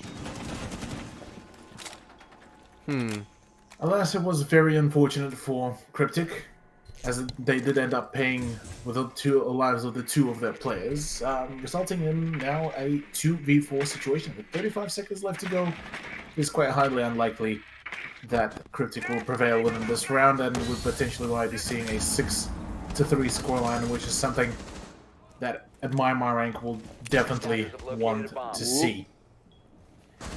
Oh, there we go. Air jab triggers. Doesn't get the kill on that one.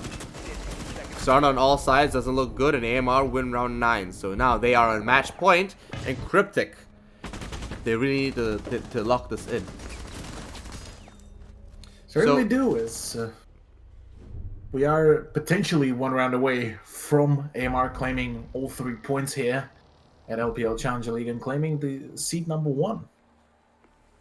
Well, the winner of this game will be first seed.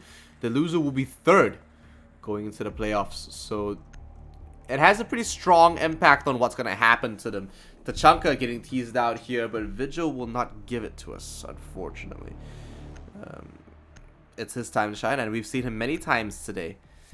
To some good extent, he has brought in some good presence into the Pro League, into our Challenger League here, and then being swapped off into Caveira.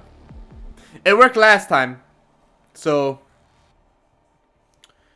why not? Protect your bombs from being defused by attackers. Why not indeed? Why not indeed, Ian?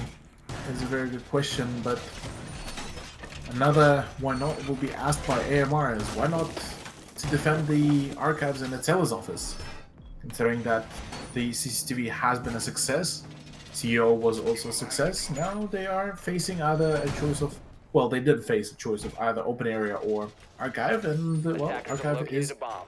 a much more preferable tertiary site for a fair few teams, and maybe for this one, Cryptik will be much more prepared. They do have technically 3 soft breaches including Jackal with his IT-12S shotgun.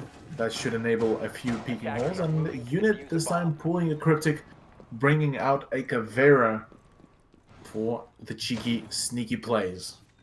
The cheeky sneaky. The classic cheeky sneaky. So, Unit just checking the little drone hole here, making sure no one's gonna peep him and no one knows where he is. He's in a pretty deep position, but wow, so aggressive. They're already pushing all the way through. JCZ's not wasting any time, but wow, did all three members get picked up with a C4? Excuse me, thumbnail. Fantastic work so far. Sushi cleans up that kill and refrags for his teammates. He's pushing in. The rest of the members from AMR are pushing all the way back on. That looks like Sushi picks up a triple himself. A fantastic job so far coming in from Cryptik and from AMR. Both responding and taking this one out here. Wow, fantastic job so far. Does look like Duel is going to be lost. Unfortunately, unable to locate the one member, the Caveira, sneaking onto the man in the lobby. What a way. Cheeky sneaky one. Good old cheeky sneaky. Honestly, it looked really grim for them because they pushed it real aggressive. They didn't expect them to be there, and then boom, you know what? Triple kill C4. Amazing. Amazing indeed. Look at this. Wingman on 16 kills for his team. Pretty much pushing at my rank into seed number 1 for the Challenger League playoffs. What a fantastic end to what a fantastic and what an explosive end to today's playday. Don't you think, Ian? It's definitely the way to go. So we don't have the ladders online updated, but first place we've got AMR, second seed, PC419, third, Cryptik, Paradox, LFO, former Voltic, Sleeper, Downfall, and then Justice. It hasn't been confirmed, but that's how it generally looks like. So overall, today has been a fantastic day of matches so far. Cryptik unfortunately did not perform as we thought they would. AMR, stellar as always, fantastic to the Rhythm boys. I mean, the AMR boys, they are definitely under that new org buzz, and they're doing a fantastic job so far. Indeed. Yeah, and PC419 and Paradox, amazing. Paradox jumping from the sixth place to 4th, now in the playoffs. LFO getting knocked out of there. Huge move and fantastic time. Fantastic move and play and performance from Paradox as a whole. So great job coming from Paradox. In addition to all this, unfortunately, I have to say this is my last cast for Let's Play Live. I've just got a lot of things on myself, but I'm looking forward to coming back maybe in the future as well. Cthulhu will be your man of the for the rest of the playoffs, and he will probably have a partner as well. Having said that, it has been a fantastic match today, Cthulhu, and it has been an honor to cast with you, my friend. Likewise here, Ian, and indeed it was a fantastic set so far. 7 play days total of LPL Challenger League, and all of them were all quite saucy. Yeah, none of these games were a disappointment at the least, and I can only hope to see some fantastic matchups next week when I tune in to watch. So thank you everybody for having me as your main caster, and along with Cthulhu as your main duo. Thank you everybody for having us so far, and I hope to return sometime in the future. Anyway, regardless, best of luck to all the teams moving into next week's playoffs. The days are going to be split up into 2 days to run best of 3s. So look out onto the LPL Play Twitter for those updates and for the upcoming schedules. Until then, folks, you have a nice night. We'll see you guys next week.